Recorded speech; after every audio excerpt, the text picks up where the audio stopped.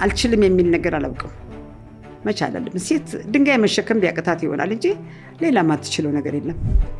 ሀዲያ ጎንጂ በኢትዮጵያ በብዙ ዘርፍ ላይ በጣም ፒዮነርና ሰክሰስፉል ሆነች። ትራንስፖርት ኢትዮጵያ ላይ በጣም በሂውጅ ስኬል ለብዙ ኤንጂኦዎችና በጎ አድራጎት ድርጅቶች ሲታንቀሳቀስ የነበረው ከ30 ዓመት በፊት የጀመረች ነች። ኢትዮጵያ ውስጥ የመጀመሪያው ሎካል የአበባ አምራች የቢዝነስ ሰው ነች። ትልቅ እርሻ ወስዳ ደግሞ የቬጂቴብሎችና ሌሎች ምርጥ ዘሮችን ጭምር በማምረት እና በማከፋፈል በጣም ትታወቃለች። እኔ በህይወቴ ያልሰራው ስራ የለም። ምን አልሰራሽም ብትለኝ ይሻላል ምን ሰራሽ ከመጥተው እውነቴን ነው። ዩኤን ሰራተኝነት ጀምራ እስከ በጣም ሰክሰስፉል የቢዝነስ ሰው መሆን በመሃል ስላጋጠማት ቻሌንጆች እና እንዴት እንዳለፈቻቸው በዚህ ኤፒሶድ አይተናል። መስራት ከፈለጋችሁ ፍላጎቱ ብቻ አይኖራችሁ ማድረግ ይችላሉ። ሁሉን ነገር ማድረግ ይችላሉ። ኤፒሶድ ከመጀመሩ በፊት የፓርትነራችንን ማስታወቂያ ሰምተን እንመለሳለን። አስደሳች አዲስ ነገር በክፍያ የሚያስተሳስረን ቴክኖሎጂ ለሀገር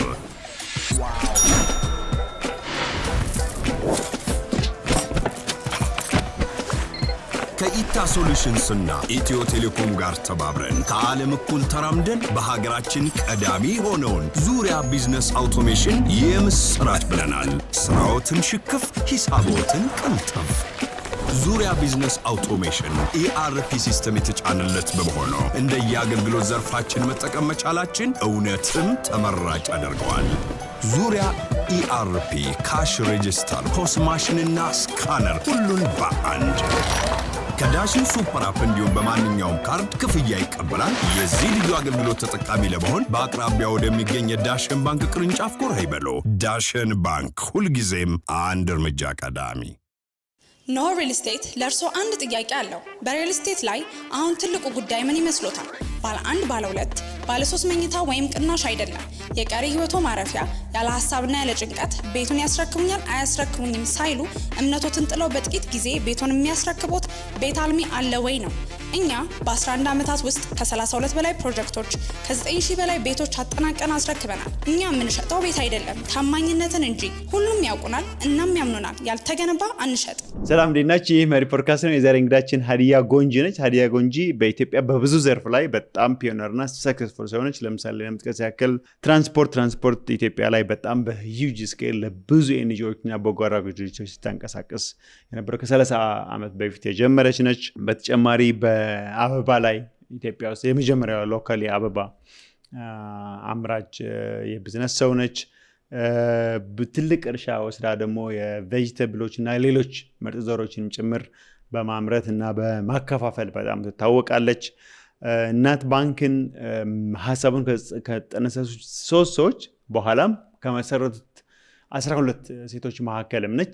ስለዚህ ዛሬ ከዩኤን ሰራተኝነት ጀምራ እስከ በጣም ሰክሰስፉል የቢዝነስ ሰው መሆን በመሃል ስላጋጠማት ቻሌንጆች እና እንዴት እንዳለፈቻቸው በዚህ ኤፒሶድ አይተናል። ኢንጆይ።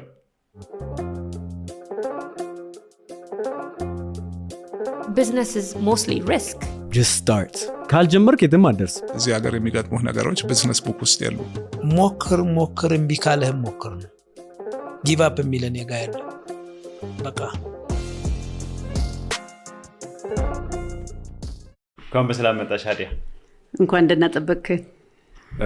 እኔም ስለመጣሽ በጣም ደስ ብሎኛል። በጣም ሰፊ ታሪክ ነው ያለሽ። ከካሜራ በስተጀርባ የተወሰነ ነው ያወራነውና ካሳለፍሽ ኤክስፒሪየንስ ለመማር በጣም ዝግጁ ነን፣ በጣም ኤክሳይትድ ነን እና ምን ጀምሮም ደግሞ ከኤርሊየር ኦን ነው። መጀመሪያ ካስተዳደግሽ እንዴት እንደነበረ ከዛም በኋላ ሌሎቹን እያወራን እንሄዳለን። እሺ፣ በጣም አመሰግናለሁ። እናንተም እንግዳ አደረጋችሁ እዚህ ስለጋበዛችሁኝ። ሀዲያ እባላለሁ። ያው ጎንጂ ድሬዳዋ ውስጥ ብዙ የፈረንሳይ የሌላ ኢንፍሉዌንስ ስላለ በፈረንጅ አያቴ ነው ጎንጂ፣ መሐመድ ነው አባቴ። እና ጎንጂ ስለሚሉት ያው ሀዲያ ጎንጂ ተብዬ ነው የምጠራው፣ ግን ሁሉ ጊዜ መሀሉ ላይ ያደርጋለሁ። የተወለድኩት ድሬዳዋ ነው። እናትና አባቴ ከዚህ ሄደው ነው እዛ ቆይቶ የተጋቡት እንጂ የዛ ሰው እንኳን አይደሉም።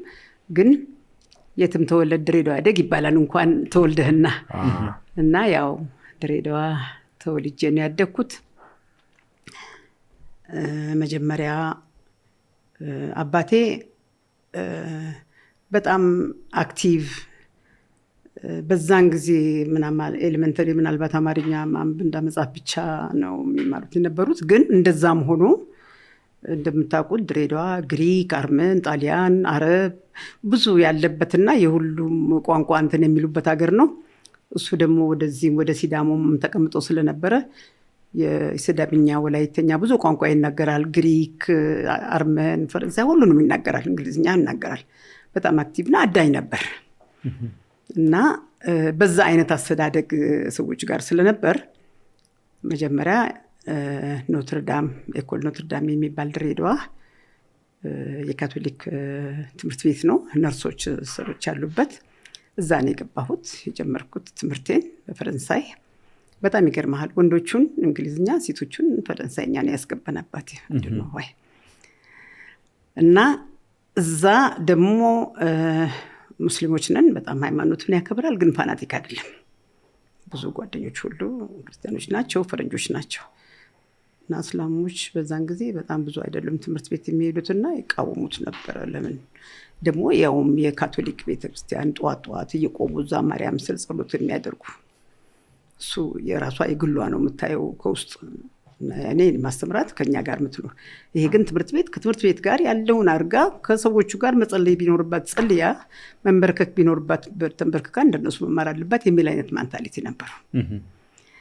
ከዛ ከፍ ሲል ወደ 6ኛ ሲደርስ አሊያንስ የሚባል ደግሞ ትምህርት ቤት ነበረ። ሞር እንትን ስላለው እዛ አስገባኝ። እዛ የተማርኩ 2 ዓመት 6-7 እስከ 8ኛ ድረስ። በነገራችሁ ላይ የጅቡቲ ፕሬዚደንት ክቡር አቶ እስማኤል ኡመር ክላስሜት ነበር። የድሬዳዋ ሰው ነው እንደምታውቁት። ከዛ ከዚህ ስጨርስ ወደ ሊሴ መጣሁ። ሊሴ ገብረ ማርያም አዳሪ ትምህርት ቤት የተከፈተበት ጊዜ ነው። እዚህ አዲስ አበባ ማለት አዲስ አበባ እና ከድሬዳዋ ወጥቶ አንድ እስላም ልጅ አዳሪ ቤት ተለይታ ከቤት መሄድ ሰው ሁሉ ነው የሚልበት የነበረው አባቴን። እና ያኔ ደግሞ ሊሴው ፈረንሳዮች ናቸው አስተማሪዎቹ፣ ሁሉም በቃ በፈረንሳይ ስታንዳርድ ነው ያለው። በዛን ጊዜ 150 ብር ሲከፈል አዳሪ በጣም ብዙ ነው። እንዴት ሴት ልጅ እዛ ትወስዳለህ ሲሉት ነው ልጄን አውቃታለሁ እና ምንም እንትን አይደለም፣ ልትማር ነው የምትሄደው፣ ተመራ ነው የምትመጣው። ጎበዝ ተማሪ ነበርኩ በነገር ላይ። አንድም ጊዜ በየአመቱ የአንደኛና የሁለት ሽልማት ሳልሸለም አላልፍም። በስታ አንድ ጊዜ የፈረንሳይ የሆነች ልጅ ከኔ በፊት ስሟን ጠርተው ለመሸለም እኔ ነኝ አልቀበልም ብዬ ሁለተኛውንም ብዬ የተመለስኩበት ጊዜ ያለ አለብኝና ሁሉ ጊዜ አንደኛ ተማሪ ነኝ። እና ከዛ ሊሴ እየተማርኩ ግን በመሀል ላይ ልነግራቸው የምፈልገው ምንድን ነው፣ ያው እንደ እስላም ቤተሰብ ያን ጊዜ ደግሞ የንጉሳዊ ቤተሰብ ጊዜ ነበረ እና ደደር ውስጥ በጣም ባላባት የሆኑ ሰው ነበሩ። ደጃዝማች ብርሃነ መስቀል ምናምን የሚያውቋቸው። እኔ ገና ልጅ ሆኜ ገና ድሬዳዋ ሆኜ በ9 ዓመቴ ቀለበት አደረኩልኝ። እኔ አላውቅም። ከዛ ጋር አባቴን አስገድደውት እናስተምራታለን እስክትማር ትቀመጣለች ብለውት ነው እንትን ያደረጉት። አስምለውት ደግሞ አባቴ በጣም ሉል መኮንን በጣም ይወድ ነበርና በሳቸው ሞት ብለው ልምኖት ነው የመጡት ያስገቡት። እና ከዛ ከሊሴ እንደወጣው ማግባት አለብሽ ተባልኩኝ። ሳላገባ በፊት ቫኬሽን ድሬዳዋ እመጣለሁ በየጊዜው አይደለም እና ኮሜርስ ስለሆነ ሸመንድፌር ነበር እዛ የነበረው። ሸመንድፌር ትሬኒንግ ላድርግ ወዳጆችህ ናቸው እና ለምንልኝ በነፃ ሄጄ ትሬኒንግ ላድርግ 2 ወር ያባቴን ስጠይቀው ሂጂ ጠይቂያ ታዲያ ይለኛል። አንተን ነው የሚያውቁት ጓደኞችህ ናቸው እያደንክ የምትሰጣቸው ምናምን የሚሉት። አይ ለምኜ አይደለም ማስገባሽ በነፃ እንድትሰሪ ራስሽ ሄደሽ መጠየቅ አለብሽ። እያለቀስኩ ለሌላ ሰው ሁሉ ታድርግ ነበር ምናምን ላድርግ ግን አንቺ አያስፈልግሽም አስፈልግሽ ነው ሰይ እሺ። እና ደግሞ ሌላ ሰው ከበታች ያሉ ሰዎች ከጠየቅሽ ይነግሩኛል ልባርኪ ለቁስ ከድኩና ማናጀር ሳለን ማናጀሩ ቢሮ መግባት ፈልጋለሁ ብዬ ጠብቄ ምን እንደምትፈልጊው አይ ለሱ ነገር ነው የተባልኩት። እሺ ሄድኩኝ። የከሌሊ ነምለም በአትበይ አለኝ። የመጣሁት የሊሴ ተማሪ ነኝ። ፕራክቲስ ላደርግ ነው 2 ወር እዚህ በታይፕና ምናምን በነፃ ነው የምፈልገው ፕራክቲስ ማድረግና ለመማር ነው እና ይሄን እንድትፈቅድልኝ ቢሆንቶ በደስታ ብሎ ተቀበለ። ያኔ ተብዬ ገባሁ። ደስ አለሽ? አዎ ደስ አለኝ። ያንን ፕራክቲስ እያደረግኩ መለስ ነበር። ከዛ ሳገባ በኋላ ሌላውን ነገር መለስበታለሁ። ሸመንድፌር ሳላገባ እዛው እያሉ ፕራክቲስ አድርጌ ልክ እንደጨረስኩ ቀጠሩኝ እና ሸመንድፌር እዛ ታይፒስት ነበርኩኝ። በ150 ብር ያ ጊዜ እየሰራሁ አገባው። ሳገባ እንዳው ሸመንድፌር እንዳለው አዲስ አበባ ተለወጥኩ። እሱም በአዲስ አበባ ዩኒቨርሲቲ ግራጁዌት አድርጎ እንዳደረገ ነበር። ለሁለታችንም አዲስ አበባ ሲፒኤ ተቀጠረ። እኔ በዚህ መጣሁ። 4 ኪሎ ተከራይተን ገባን እና ሸመንድፌር እየሰራሁ ሁሉ ጊዜ በቃ እንትን ማለት ስለምፈልግ ኤምባሲዎች ጽፋለሁ ምን ላለው ስራ እና ሞሮኮ ኤምባሲ እንቀጥርሻለን አሉኝ። ምንድን ነው የምትችይው? እንግሊዝኛ ትችያለሽ አለኝ። አዎ አልኩት። አልችልም ፈረንሳይ ተማሪ ነኝ፣ ትንሽ አንዳንድ ወርድ ነው እንጂ እችላለሁ አልኩት። እነሱ እንግዲህ ፍራንኮፎን ስለሆኑ ፈረንሳዊ ስለሆኑ እሺ ብዬ ሌላውን ነገር ፈተና በደንብ ስላለፍኩ ተቀበለኝ። የመጀመሪያው ስራዬ ምንድን ነው? የሄራልድ ኤዲቶሪያል ትራንስሌት ማድረግ። ያንን ይፈልጉታል እንትኑ ለራሳቸው። አዎ እሱን ትራንስሌት አድርጊ ብሎ ሰጠኝ። አሁን እሱን ወስጄ ከዲክሽነሪ ጋር ላሩስ እያልኩ ምሳ ሰዓት ሲሄድ ባለቤት ደግሞ እንግሊዝ ተማሪ ነው ግራጁዌት ያመስለት እሱን እየጠየቅኩኝ እንግዲህ ደግነቱ ከእንግሊዝ ወደ ፈረንሳይ ስለሆነ ሀሳቡ ከመጣልኝ መጻፍ አያቅተኝም። ትክክል። እና ያንን በቃ እየጻፍኩኝ በየቀኑ ስራዬ የሆነ እንትን ላይ ዲክሽነሪ ላይ ከሱ ጋር ደግሞ እንትን እያልኩ እየሰራ ጋዜጣ ቤት እየወሰድኩ በእውነት ነው የምላችሁ ብዙ ወር ሳይፈጅብኝ 2-3 ወር ውስጥ ፍሉዌንት ሆንኩኝ የእንግሊዝኛ። ምክንያቱም ያንን እንትን ከማድረግ ደግሞ አነባለሁ ምናምን እላለሁ እና ባይሊንጓል ሆንኩኝ እና በደንብ ባይሊንጓል ሆኜ የአምባሳደሩ ፕራይቬት ሰክረተሪ ነው አሲስተንት አይነት ነገር ነበርኩኝ። እዛ ብዙ ዓመት እየሰራሁ ኢሲኤ አፕላይ አደረኩኝ። አፕላይ ሳደርግ የኮንፈረንስ ሰክረተሪ ኮንፈረንስ ሴክሽን አደረጉኝ። አሁን በባይሊንጓል ሰክረተሪ እና ኮንፈረንስ ሴክሽን እና በቃ በየአፍሪካው ሀገር ሄዳለሁ በየምናምን ሄዳለሁ እንዲህ እያደረኩ እዛ ስሰር እያደግኩ ኮንፈረንስ ኦርጋናይዘር ሁሉ የሆንኩ ሄድኩኝ። በዚህ መሀል ደርግ መጣ። 2 ልጆች ወለድኩ። ድሬዳዋ እየወለድኩ ነው የመጣው። ደርግ ሲገባ መውጣት ነበረብኝ እና ምክንያቱም አባቴም ትንሽ ኢንፍሉዌንስ ስለነበረው ከቤተ መንግስት ጋር አንዳንድ ወጥ ምናምን ስለነበረው የእሱን ደግሞ እንዴት እንደሆነ እመጣልሃለሁ። መውጣ በቃ እነዚህ እንትኖቹ ደርግ ባለስልጣኖች እኛም እኮ ማለት ኃይለ ሥላሴ ማለት ነው ምናምን አይነት ነገር ነበር ያንኳኩ እንትን ማለት ይጀምሩ ጥቃት። አይ እንደዚህ ያሉ ወንድሜን ደግሞ አሰሩት። አልጋ ወራሽ ቤት ስላደገ የእንትን አስተሳሰብ አለ ብሎ ያን ጊዜ ዩኤንን ለውጡኝ አልኳቸው። ትራንስፈር አድርጉኝ ስላቸው ነው መንግስት ትራንስፈር እያደረጋችሁ እያለ ይከሰናል። አንቺ ውጪና በኤኒ ነገር ትንሽ ጀምሪ አንድ ነገር እኛ ከዛ ልንወስድሽ እንችላለን አሉኝ። እሺ አልኳቸው። የኮንጎ ዛይር ይባል ነበር ያኔ። እዛ አንድ ሰው አስተዋወቀኝ። አምባሳደሩ ጋር ተነጋገርኩ እና ያለኝ ፈተኑኝ፣ ወሰዱኝ። አሁን የዛ አድሚኒስትሬተር ሆንኩኝ። የሱ ሁሉ ነገር የሰራው ሳለ ዩኤን ፖርቱጋል ዩኤንዲፒ ስራ አለና እዛ መሄድ ከፈለግሽ አሉኝ። እሺ ያልኳቸው ፖርቱጋል ሄድኩ። 6 ወር እዛ ከሰራው በኋላ በቃ በጣም ብቸኝነት ተሰማኝ። ብዙ አበሻ የለም፣ ፖርቱጊዝ ናቸው። እነሱም ደግሞ ጦርነት ትንሽ ምናምን ነበር። ዩኤንኢፒ ናይሮቢ እንደገና ጠራኝ በኮንፈረንስ ኦርጋናይዘር ከፕሬዚደንቶቹን ሁሉ ኦርጋናይዝ ማደርግ ስብሰባ ምጠራ ቋንቋ አለኝ ብያለሁ። በዚህ መሀል ዩኤን እዛም እንትን እያልኩ ቋንቋ መር ነበረ።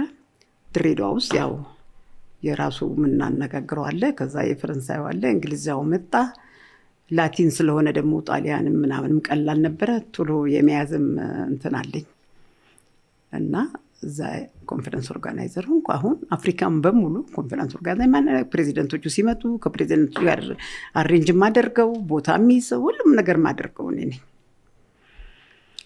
እንደሱ እየሰራው እዛ ያለ በጣም ባለሀብት የሆነ በአንድ ጉዳይ ላይ ተገናኝተን ለልጆቼ በጣም ልጆችን ይዤ ነው የሄድኩት። በኋላ ወሰድኳቸው ባለኝ ገደሉት በመሀል ላይ ድርግ እና እነሱን ይዤ ነው የሄድኩት። በኋላ ልጆቼን በጣም እንትን ይወዳል 1 ዓመት 2 ዓመት በቃ እንዲሁ ሲመላለስ ካላገባዎች ብሎ ሲል ዩኤን ጓደኞቼ ሁሉም አግቢው ለምን አታገቢውም? ጥሩ ሰው ነው በጣም በጣም ኬንያዊ ነው። ኬንያዊ ሆኖ የኦሮሞና ሶማሌ ማንዴራ ቦርደር ላይ ሶማሌና ኬንያ እንደዚህ ጉርጉራዎች አሉ አይደል? ሶማሌና ኦሮሞ ድብልቅ እንደሱ ሁለቱንም ቋንቋ የሚናገሩ ናቸው። ሶማሌ ናቸው።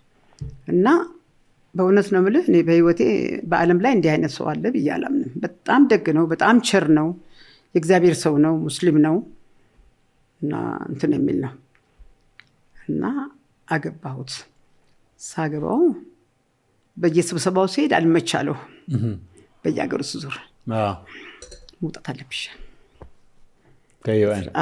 እንዴት ወጣለሁ? ዲፕሎማቲክ ፓስፖርት አለኝ። አሁን ዩኤን ነኝ። በየኢትዮጵያ ውስጥ በመቀመጥም ባልፈልግ አትሊስት ትራንዚት በሆነ የሚነካኝ የለም። ቤተሰብ እንደዚህ ምንድን ነው ዲፕሎማቲክ ፓስፖርት? ዩኤን 1 መኪና 2 መኪና በስንት የምትገዢው ነው ዲፕሎማቲክ። ይሄ አንድ ቢዝነስ በሰራሽ ቁጥር 10 መኪና መግዛት ትችያለሽ። እሱ ደግሞ ገንዘብ ነው። እና መጀመሪያ ሳግባ በእውነት ይሄን ያህል ብር አለው አልመሰለኝም ነበር። ብዙም አልጠየኩም ኢንተረስትም ስላልሆንኩኝ እሱ አለ አይደለም። ይሄ ሙስሊም አይነት ነገር ነው ምናምን። እንደ ደግሞ እና በቃ በጣም አወጥኩ። የፈረንሳይ ተማሪ ነኝ፣ ግድ የለኝ። ፈረንሳይ ሀገርም ነበርኩኝ፣ ሊሴ ነበርኩኝ፣ ቱሉዝ ነበርኩኝ። ተመልሼ መጣሁ በየሀገሩ እንትን ብያለሁ። እና ከዩኤን ጋር ደግሞ ኒውዮርክም እንትን ስዊዘርላንድም ሰርቻለሁ ፓሊ ውስጥ ዩኤን ውስጥ። እና ያ ስለነበረ በቃ በጣም ሲያስቸግረኝ የመጀመሪያ ልጅን ሳረግዝ አንፔድ ሳይከፈል ደሞዝ 1 ዓመት ፍቃድ ወሰድኩ። ያቺን 1 ዓመት ወልጄ የሱ ቢሮ ውስጥ ገብቼ ኦርጋናይዝ እንዳደርግና ትራንስፖርቱ ምናምን ወደ 750 ፍሊት አለው ተሳቢ መኪና እንኳን ብዙ ነው። እና የሱን ጋራጅ አለ፣ ነጮች ምናምኖች ናቸው የሚሰሩት። ቢሮ ትልቅ ነው፣ ሁሉ ነገር በስታንዳርድ በኬንያ ታውቃለህ፣ የእንግሊዝ እንትን ነው አሰራሩ ሁሉ በዛ ነው። የዛ ማኔጂንግ ዳይሬክተር ሆኜ በቃ እኔ ፈላጭ ቆሮልኝ የዛ መስራት። ከ1 ዓመት በኋላ እኔ ራሴ አልፈልግም ብዬ ኤፒሶድ ይቀጥላል። የፓርትነራችን ማስታወቂያ ሰምተን እንመለሳለን። Today with this episode we are introducing you with our partners at the Private Sector Development in Ethiopia project. It is implemented by GIZ, the German Development Cooperation Agency, on behalf of the German government since 2020. The Private Sector Development in Ethiopia project has supported MSMEs and startups, including in post-conflict areas, to create jobs and drive long-term economic growth. To understand more about this project, please visit our link in the description section. Thank you.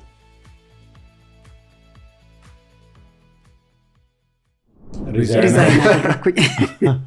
በቃ ለምንድን ነው የሰው ሰዓት ደረሰ ምናምን የሰው አሽከር የምትሆኚ የራስሽ ስራ መስራት ትችያለሽ። እውነትም በዘነሱ የሱን ያህል ነው። በየአመቱ እንዳው የልደቴ ቀን 1 መርሴዲስ መኪና ይኖረኛል።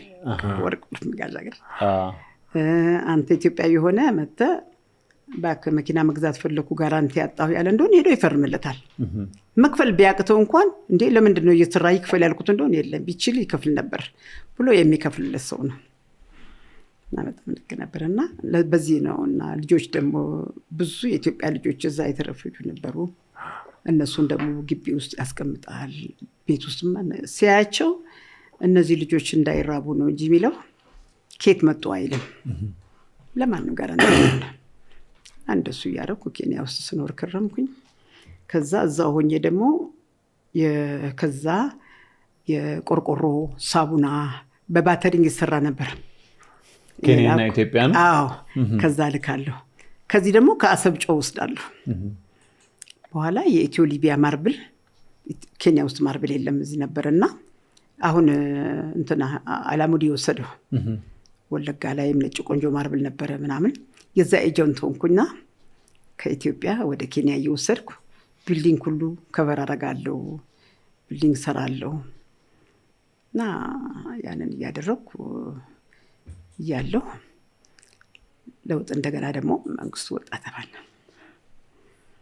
ሲባል ባለቤቴን ኢትዮጵያ እንግባ መንግስቱ ወጣ ስለው አገሬ እኮ ኬንያ ነው እንዴት እወጣለሁ አለኝ። አይ እኔ እኮ መንግስቱ ስላስቸገረኝን ቤተሰቦችና አገሬን ጥዬ ወጣሁ እንጂ እኔ እስከዛሬ ድረስ ሞይ ሲለምነኝ ኬንያታ ሲለምነኝ ፓስፖርት አቀለ አንተ ጓደኞች በጣም ባለስልጣኖች ጋር ኬንያ ታቃለ ገንዘብ ካለ ባለስልጣኖች አሽከሮች ናቸው እኛ ቤት የሚመጡ ናቸው ምናምን ሁሉ ለምን አትወስጂም ፓስፖርት ይሉኛል። እንኳን እናንተን የአሜሪካንን ማልፈልግ እኔ በፓስፖርት ነው የምኖረው የምል ሰው ነበርኩ። እና ከዛ አልችልም እንዴት ሄዳለሁ? አይ እንግዳውስ እኔ የመጣሁት ለእንትን ነውና በዚህ ምክንያት ነውና እኔ ሄዳለሁ አልኩት። ያለኝም ብትሰሙ የኢትዮጵያ ሴቶች እንዲህ ናቸው ድበርቲን ኢትዮጵያ ከን አለ በኦሮምኛ ነው የምንነጋገረው። እና ምንድነው እንዴ ሴት እኮ አገሯና የልጆቿ ሀገር ነው ልጆቿ አገሯ ባሏ የልጅ ባሏ ሀገር የልጆቿ ሀገር ነው። ኦኬ እኔ አንተን አልጠላሁም ልጆችን አልጠላሁም ግን ሀገሬን ወዳለሁ ብንሄድ አብረን እንሄዳለን አለዛ ግን እየተመላለስኩ እኖራለሁ እዚህ አልኖርም አልኩት። ተነሳሁ። የወጣው ቀን አልሸኘም። ማት ሾፌር ነው ያለኝ ማት መኪና ነው ግቢ ውስጥ ያለው። እኔ ረፊጆቹ ዛይስሊ ተይዘው ማማ እንደዚህ ሆነ ሲሉኝ 3-4 መኪና ሾፌር ሄጄ ሁሉንም ይዣቸው ሰብስቤ ነው መጣው መኪና። አንቺ ኢትዮጵያ ተወካይ ነሽ ወይስ ኤምባሲ ነሽ ወይስ ምንድን ነሽ ይለኛል። ኢትዮጵያዊ ነኝ አያደርጉም እንደሱ እያልኩ ነው ማድረግ የነበረውና በዛ አይነት ነው እንትን ያልኩት። ከዛ በኋላ በቃ እዚህ መጣው። እንዳውም ከሱፐር ማርኬቱ በፊት ድርቅ ነበረ ለውጥ እንደመጣ ታስታውሱ እንደሆነ በዛን ጊዜ መኪና የለም የኤንጂኦዎች የሚያከፋፍሉበት ነገር ተቸገሩ። ስሰማ ከጆርዳን መኪና እያመጡ ነው WFP ሁሉም ስራውን የሚሰራው የተከራዩ የሚሰሩት። ታዲያ ለምንድን ነው እኔ ከኬንያ አምጥቼ ማልሰራው አልኩና እዚህ መጣው። ትራንስፖርት ሚኒስትር ሲሄድ መጀመሪያ ላይ ትንሽ ቀላል አረጉልኝ እውነት መሰለኝና ባለቤቴን እሺ 50 መኪና ብድረኝ ችግር የለም አለኝ። ሾፌር ምናምን ሁሉ ነገር ከኢትዮጵያ ነው ወስደው እና ኢትዮጵያ ነገር ህግን የሚሰራው ፍቅድ እሺ ያሉኝ ስል ያደረኩ WFP ምን አለኝ መንግስት ትራንስፖርት ፈቃድ ከሰጠሽ እኛ ኮንትራቱን እንሰጥሻለን አለኝ። አንድ ወር መኪናው ሞያሌ ሲቆም ከለከሉኝ ጣጣ ያበዙ ስመላለስ ምን ስል በኋላ ምን አለ ኢትዮጵያ ካልሰራ ስራ አይሰራም ወይ መኪናዬ አንድ ወር በላይ ማቆም አልችልም ይቅርታ አድርግልኝ አለ። መኪናዎቹን ወሰደ። እልህ ያዘኝ። እውነቱን ነው አልፈርድበትም ገባ። እሱ ሩዋንዳ ብሩንዲ ሁሉ ቦታ ከበር ያደርጋል ዩኤንኖቹን እና ኤችኤችአብዲ ኬንያ ሊሚትድ የሚል ትራንስፖርት ኩባንያ አለው እና የታወቀ ነው በቃ በትራንስፖርት በዚህ በኤንጂኦዎች ጋር። እኔ ራሴ ሮም እየሄድኩ ነበር ገንዘብ መቀበለው ለሱ። አሁን መኪናውን ሲመለስ እኔ ደግሞ ቦሌ ቤት ሰርቻለሁ እናቴ የምትኖርበት። ተነሳውና ተናድጄ መጣሁ። መስራት አለብኝ ይሄንን ትራንስፖርት ስራ። እሺ አዎ። እና ቁጭ አልኩኝ ጀመርኩኝ መዞር በየቦታው። ነፍሳቸውን ይማርና ፕሬዚደንት ግርማ ቀይ መስቀል ይሰሩ ነበር። አባቴን ያውቋቸዋል ተወቃሉ። ጎንጂ ነው የሚሉኝ በስሜ ነው የሚጠሩኝ። እሺ በኋላ ፈረንሳይኛም ስለሚናገሩ ምናምን እንነጋገራለን። እሳቸው ጋር ቀይ መስቀል ምናምን ሲሄድ ኦኬ እኔ እረዳሻለሁ ምንም ችግር አይደለም አለ። ከዛ በኋላ GTZ ነው አሁን GIZ የሆነው። GTZ ትራንስፖርት ከሬፊጂ ከቦርደር ሬፊጂ መመለስ ይፈልጋል እና ትራንስፖርት ጠይቋል አሉኝ። መኪና ይፈልጋል አሁን ምን አይነት ገልባጭ ምንም ይሁን ብቻ ትራንስፖርት ሰው ጭኖ የሚመጣ መኪና ነው የሚፈልገው። እሺ ይችላል ሂጂ አናግሪ ከሌብሎስ ቁጥር ስጡኝና ሄድኩኝ። አሁን እዛ የተለመደው ምን መሰለህ እዛ ያሉት ሎጂስቲኮች ከትንንሽ መኪናዎች ገንዘብ እየወሰዱ እኔን አስገቡኝ ትንሽ ነገር መውሰድ ነው። እኔ እነሱን አላውቅም። ቀጥታ ጀርመኑ ቢሮ ነው የገባሁት። እሺ ገባሁና እንደዚህ ትራንስፖርት ይሁን አይቻሉ እንደ አይነት አድቨርታይዝመንት መኪናዎች አሉ ይሻለኝ። አዎ የት ናቸው አሉ። ሳይኖርሽ ነው ግን አይደል? የለኝም ምንም የለኝም መኪና የለኝም ቢሮ የለኝም ስለ ኢትዮጵያ ምንም አላውቅም። መኪኖቹ አልመጡም ገና የሉም እነሱም። እኔ 18 ዓመት አልነበርኩም። ስለ መንግስቱ አሰድ ምን ኬት እንደሚገኝ ምንም አላውቅም። እሺ በኋላ ታሳይናለሽ? አዎ 2 ሳምንት እስከ 3 ሳምንት ባለው ጊዜ ስጡኝ ላስተካከል ምናምን ብዬ አምጥቼ ያሳያቸዋለሁ። $148,000 ኮንትራት ነው። በጣም ትልቅ ነው። አዎ ሪፊውጂስ ለማመለስ። እሺ ከዛ ወጣሁና ቁጭ ብዬ አሰብኩኝ ቤት ገብቼ ያለች በኋላ የእህቴ ባል የቡና ነጋዴ የሀጂ ሙስጠፋ ቤተሰብ መርካቶ አለ እነሱ አለ በጣም ትልቅ እንትን ነው። ወጣት ነው ጓደኛዬ ነው። ጠራሁት ስማ አልኩት እንዲህ አይነት ስራ አግኝቻለሁ አግዘኝ 25% ትርፉ ያንተ ነው። እኔ ትራንስፖርት ስራ አላውቅም አለኝ። እኔ አውቃለሁ አንተ ብቻ እኔ ያልኩህን ማርክ ገንዘብ ካስፈልገኝ ታበድረኛለህ መልስልሃለሁ የሚደረገውን ነገር ታደርጋለህ አንተ ብቻ እንትኑን ይሄ ሎጂስቲኩ ምናምኑን የምጠይቅህን ነገር ታደርግልኛለህ ስለምታውቅ መኪና ይገኛል ወይ አልኩት። ገልባጫ ሞልቶ አለኝ። ሀጂ ሙስጠፋ ሙለጌ ነው ሌላ ነው ሙለጌ ነው አይደለም ሙስጠፋ ሙለጌ አይደለም ሀጂ ሙስጠፋ ሼክ እስማኤል መስጊድ አካባቢ ዙሪያው መስጊድ ነው በቆንም የምትልቁ መስጊድ መርካቶ ያ ሁሉ የነሱ ነበር ድሮ የቡና ነጋዴ ታወቁ ናቸው። ወንድሞቻቸው አንደኛው ሲደሙ አንደኛው ምናምን በያገሩ አሉ። በኋላ ሙለጌም በኋላ አብረን ሰርተናል በሌላ ጉዳይ እነግርሃለሁ። እና ሞልቷል አለ። ስንት ነው የሚከራዩት አልኩት። 200 ብር ስራተው እየቆሙ ናቸው ለጋር ተደርድረዋል አለ። 1000 ብር ሰጣቸዋለሁ አልኩት። አብርሻለ አላበርኩም ግን 1000 ብር ሰጣቸዋለሁ። ግን ቆንጆ መኪና አፕቱሌት ነው አመጣልሻለሁ አለ። እውነቴን ነው 4-5 ቀን ባልሆነ ቀን ተደረደሩ በየአይነቱ። ስንት መኪና ነበር የፈለጉት? ብዙ 20 ገደማ አልወስዱ ነው የፈለኩት እኔ። ከ20 በላይ 50-60 መጣ። ከዛ ንጹህ ነጣ ያሉት ነጭ ቀለም ምናምን ወሰድኩኝ። በሉ ቤንዚል እሰጣቸዋለሁ ከናንተ ይቆርጣል። ጎማ ምናምን ትፈልጋላችሁ ከፍላችኋለሁ ከናንተ ይቆርጣል። እና በቀን ሰራችሁ አልሰራችሁ 1000 ብር ታገኛላችሁ። ግን ስራ ሲኖር መቆም የለም ሰራላችሁ። በቀን 1000 ብር ታገኛላችሁ። ያው አንድ ድር ትሪፕ ታደርጋላችሁ። ድርሳችሁ ከመጣችሁ ዛሬ ሄዳችሁ ነገ ተመለሳላችሁ።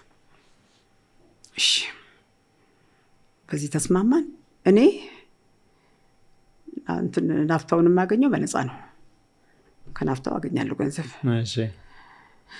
እዚህ 1000 ብር ነው ለነሱ መከፍለው። ጎማ ደግሞ እነሱ የኤኖች በዲቲ ፍሪ ነው የሚያመጡት እና ከከተማ ውጭ ርካሽ ነው። ከከተማው ይልቅ በራሳቸው ዋጋ ነው የሚሰጡኝ። ቀጥታ ከጀርመኖቹ ጋር ዲል ስላደረጉ ናፍጣው እነሱ ናቸው የሚሰጡሽ? አዎ። እና ያንን ደግሞ ጎማውንም ከፈለጉ ሰጣቸዋለሁ። እኔ በከተማ በሚሸጥበት ዋጋ ነው የሚያስቡልኝ። ከዛ እኔ ልክ ከዛ እንደዛ ይሄንን ብዬ መኪናዎቹን ድርድሬ ካስቀመጥኩ በኋላ እርግጠኛ ሰውን ቆንጆ ኤችኤችአብዲ ኢትዮጵያ ሊሚትድ የሚል ሎጎ ከግራና ከቀኝ ለጠፍኩበት መኪኖቹ ላይ። እሺ ሾፌሮቹን በሙሉ አውትፊት የህቴ ባል ነው የሚገዛው። አስበና ግዛ ይሄን የመጀመሪያ ክፍያ ላይ ይሄን ትወስዳለህ። ትርፍህን ደግሞ መጨረሻ ላይ ነው የምትወስደው። ጫማ፣ ቡት፣ ዳርማር፣ ባርኔጣ እዚህ ላይ እንደዚህ ኤችኤችአብዲ ትራንስፖርት ቻርት በደንብ ከብር ጋር ፊት ለፊት አደረኩና ስታዲየም ፊት ለፊት ደረደርኳቸው። ሾፌሮቹ ሁሉ እንደዚህ እግራቸውን ዘርግተው በር ከፍተው ሲቀመጡ ቻርት አለ እዛ ተደረደሩ። በኋላ ጀርመኖች መጡ። አበሾችም ከነሱ ጋር ነበሩ።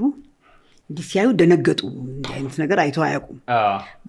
አሶሲዬሽኖች አሁን ትንሽ ተመስርተዋል፣ ግን ስራ አልጀመሩም ገና አያውቁም ምንም። እንዲህ ዞሮ ብቻ ሲያይ ደነገጡና ሌዲ ፎሎ ሚ አለ። ተከትያቸው ሄድኩኝ። $148,000 50% አካውንት ስጭኛሉኝ። ኮንትራት ፈረምኩ። ልክ ከነሱ ቢሮ ስወጣ ሎጂስቲክ ቢሮ አሳዩኝ አልኳቸው። ወሰዱኝ። 2 ሰዎች አሉ ስማቸው ማለት በጣም ቀንተን የተባሉ ከስር ሲያዩኝ ኤርትራዊት ነች ሶማሌ ነች ምናምን በቃ ገርሟቸዋል። ሴት ትራንስፖርት በዛን ጊዜ እንግዲህ ተመልከት። እና ምንድን ነው አሉኝ። ስራ ከእናንተ ጋር ልሰራ ነው ልጀምር ነው ሰምተናል አይተናል አሉ። እኮ እንድትረዱኝ ነው የምፈልገው። ስራውን አግኝተሻል? ምንድን ነው የምንረዳሽ አሉ። ካለ እናንተ መስራት አልችልም። እናንተ ከጎን የሆናችሁ አብረን እንድንሰራ ነው የምፈልገው። ይሄንን ደግሞ ወይ ጉቦ ወይ ምናምን ገንዘብ ሰጣችኋለሁ አይደለም። በፓርት ታይም በኦቨር ታይማችሁ ከስራ ውጭ ባለው ሰዓት ጠዋት በስንት ሰዓት ነው የምትጀምሩት? 2:30 አሉ። ከ12 ሰዓት እስከ 2 ያለው የኔ ነው። ምሳ ሰዓት ከ12 እስከ 2 ምናምን ያቺ የኔ ነች። ማታም ከ11 በኋላ ያለችው የኔ ነች። በዛ ለምትሰሩት ሰዓት ክፍያ ሰጣቸዋለሁ። ምክንያቱም ከስራ ውጭ ያለው የእናንተ ስራ ነው። ፓርት ታይም መስራት ትችላላችሁ የትም። 10% ከዚህኛው የእናንተ ነው። ደነገጡ። ምንድነው የምናደርግልሽ? ሬዲዮ ኮል ነው ያላቸው እነሱ አይደለም። አለዛ እኔ ከሚዛን ተፈሪ ከምናምን ከቦርደር ወደዚህ ይመጣል። ኬት እከታተላለሁ። እኔ ብቻዬን ነኝ። ሰው የለኝም፣ ጸሐፊ የለኝም፣ አገር አላውቅም፣ ምንም አላውቅም። ማታ ማታ ሄዲንግ ፔፐር ሰጣቸዋለሁ። እዛ ላይ ትጽፋላችሁ። ስንት ሰው ተጫነ፣ ምን ናፍታ ተሰጠው፣ ምን ወሰደ፣ ሹፌሩ ምን አደረገ፣ ያን ሁሉ ታይፕ አድርጓችሁ በዚህ ወረቀት ላይ እኔ ማታ ማታ እናንተ ስሩ። ጠዋት በቃ ከናንተ መጥቼ 11 ሰዓት በየቀኑ እቀበላችኋለሁ። ይሻሉ በየቀኑ እኔ ከናንተ ሰክሬታሪው ሌሎቹ እዛ የምሰሩት እኔ አያገባኝም። በእናንተ ስር ናችሁ። እኔ የማውቀው እናንተ ሁለቱም ብቻ ነው። አሁን በቃ በየጊዜው የሀዲያ መኪና የደረሰ የሀዲያ መኪና የተወጣ ይሄን ነው የሚያጠኑት። እና ያን ሁሉ አድርገው ማታ ታይፕ አድርጎ ይጠብቁኛል። እሱ ነው ስጄ ማታ ማድረጌ ፈርሜ ጠዋት ጀርመኑ ቢሮ ሄዳለሁ። ደነግጣል። ከታወቅሹ እንዴት ታወቅሹ? አይ ቶልድ ዩ አይ አም ፕሮፌሽናል ትራንስፖርተር። እና ኬንያ ኢስት አፍሪካ ነው ከቨር የምናደርግ ነን። ዩ ዶንት ኖ ኤችኤችአር? የስ ኦፍ ኮርስ አይ ኖ። ኦኬ ሶ አይ ኖ ዘ ጆብ። የስ አይ ካን ሲ ዳት። የስ አሁን 21 ቀኑ ስራውን ጨረስኩ። አንዲት ነገር ሳትጓደል። ታይፕ የለኝም፣ ሰክሬታሪ የለኝም፣ ምንም የለኝም። ማታ ከዚህ ወስዳለሁ፣ እዛ ወስዳለሁ። ማንን ነው የማሰራው? ወንዶችን ማሰራው። ሴት ልሰራ አትችልም። ትራንስፖርት የተባለው ነው ሰራውት አይደለም፣ ግን ያው እነሱ ሰሩልኝ። እና አንድ ዘመዴን እዛ ሚዛን ተፈሪ አስቀምጬ እዛ ቦታ ዋናው ላይ ጽፍ የሚያያላቸው ምናምን የሚል ከዛ የቀረው ገንዘብ ተከፈለኝ። ለነሱ $14,800 ሰጠው። ለእህቴ ባል መጀመሪያ ያወጣውን የልብሱን ከፈልኩት። ከዛ በኋላ አሁን ደግሞ የሱን 25% ከፈልኩ። ወዲያው ሳለስላሴ ህንፃ ላይ ከክራይ ቤቶች $1 የሚል ትራንስፈር የሚከፈል ገንዘብ ብዬ ጥሩ ኦፊስ እዛ ሳለስላሴ ህንፃ 5ኛ ፎቅ ላይ ኤችኤችአብዲ ኢትዮጵያ ሊሚትድ የሚል ኩባንያ መንገድ ትራንስፖርት ሄድኩና አቋቋምኩ። ያ ኬንያ ሊሚትድ ነው፣ የኢትዮጵያ ሊሚትድ ነው። ያንን ለማቋቋም መኪና ያስፈልጋል። ትክክል። አሁን ከዚህ ኦሬዲ ያገኘሁት ገንዘብ አሚቼ ሄድኩኝ። ገዛሽ መኪና? አዎ 25% ክፈያውልኝ ከፈልኩ። 2-3 መኪና ከነሱ ወሰድኩ። ባለቤቴ ደግሞ በጣም ደግ ነው ብያለሁ። እንዲህ ያረኩ ስለው 5 ትራክ ላከልኝ። ያንን ጨመርኩ። ከዛ ከአሶሲዬሽኖች መኪናዎች እየተከራየሁ ያንን ከመከራየቴ በፊት ላውንች አደረኩኝ። ምን ላውንች አደረግሽ? አዎ ቢዝነሱን የኤንጂኦቹን በሙሉ አራረሲ መንገድ ትራንስፖርት ምናምን ሚኒስትሮችን ሁሉ ጠራሁና ኤችኤችአብዲ ኢትዮጵያ ሊሚትድ ኦፊሻሊ ተቋቁሟል ብዬ የጊዮን ሆቴል ካተሪንግ አድርጌ ጥሩ ልብሶች አድርጌ ሳስተዋወቅ እነዛ የነበሩት ኤንጂኦች ለሌሎቹ የኔ መስካሪ ሆኑ። ስራውን ታውቃለች። ሌሎቹ መጥቶ የሚጠይቀን የለም፣ ትራንስፖርት አናገኝም። እሷ አንድ ቀን ምንም ሳይል ወረቀቱን በየቀኑ እያመጣች የሰራችውን ሳይጎድል ምን ሳይል አለባሳለች። ከዛ በቃ WFP ሆነ፣ ሌሎች ሆነ፣ በቃ ወደ እኔ መጎርፍ ጀመሩ። ከዛ ኦጋዴን ደግሞ የሚሄድ አልነበረም። ምክንያቱም ከጅቡቲ አሰብ ነው እንጂ ወደ ኦጋዴን ችግር ስላለ ምናምን በጅቡቲ መሀልም አለ።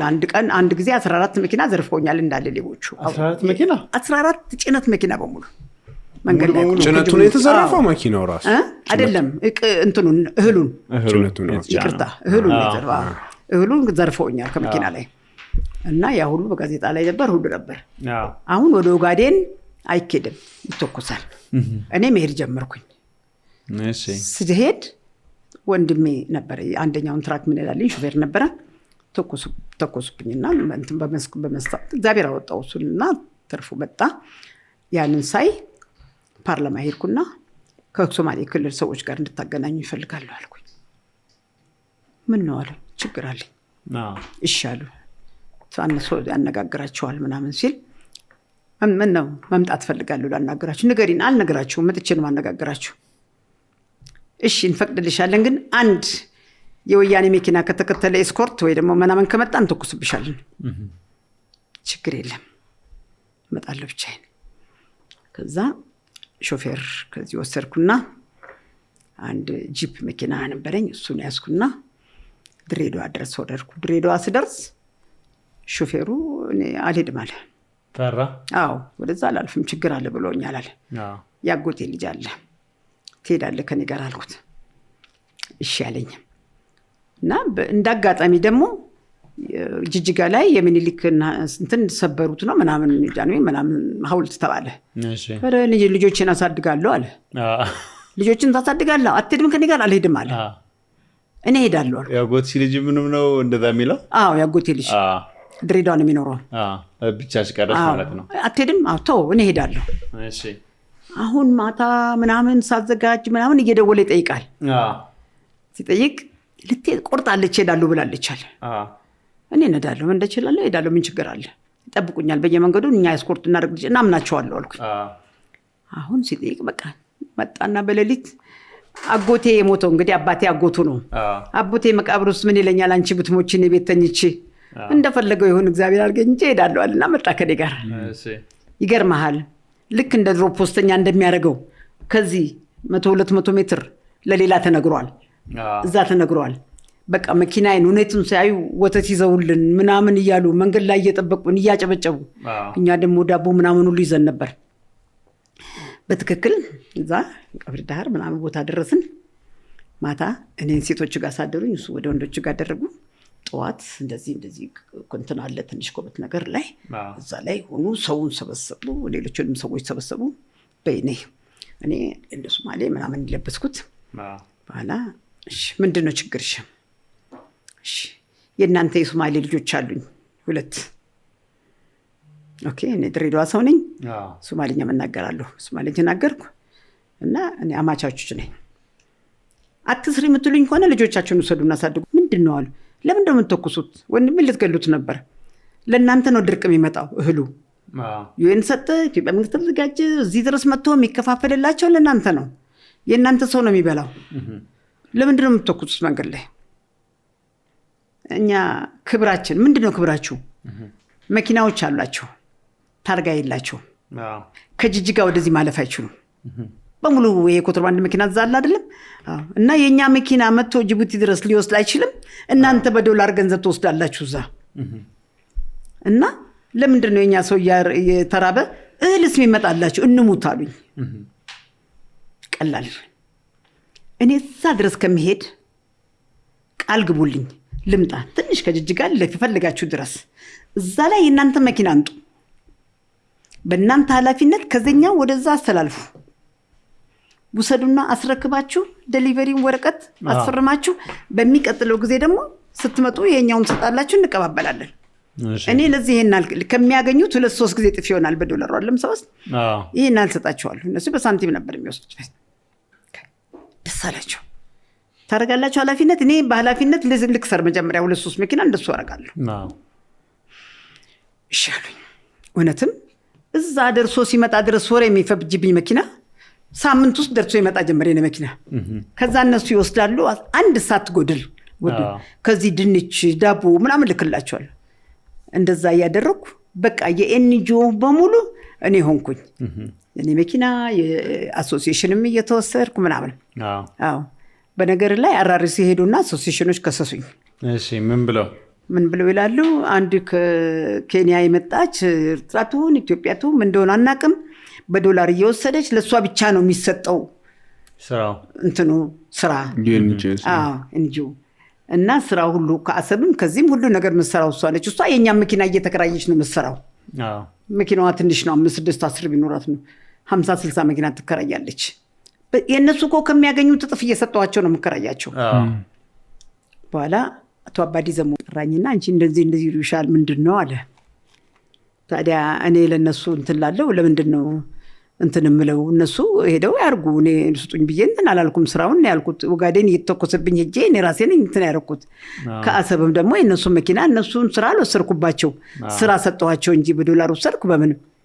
በኋላ እሺ ይቅርታ አድርጊልንና ትቀበይ እንደሆነ ኤንጂኦቹን በሙሉ ንጥራና አንቺንም ተሰብስበሽ እስቲ እናናግራቸው አሉ። ደስ ይለኛል። በሙሉ ሰበሰባችሁና አባዲ ምንድነው እነዚህ ሁሉ አሶሲዬሽኖች አሉ፣ ሁሉንም ለአንድ ኩባንያ እየሰጣችሁ የኩባንያ ነው እነሱን የሚያደርጉት።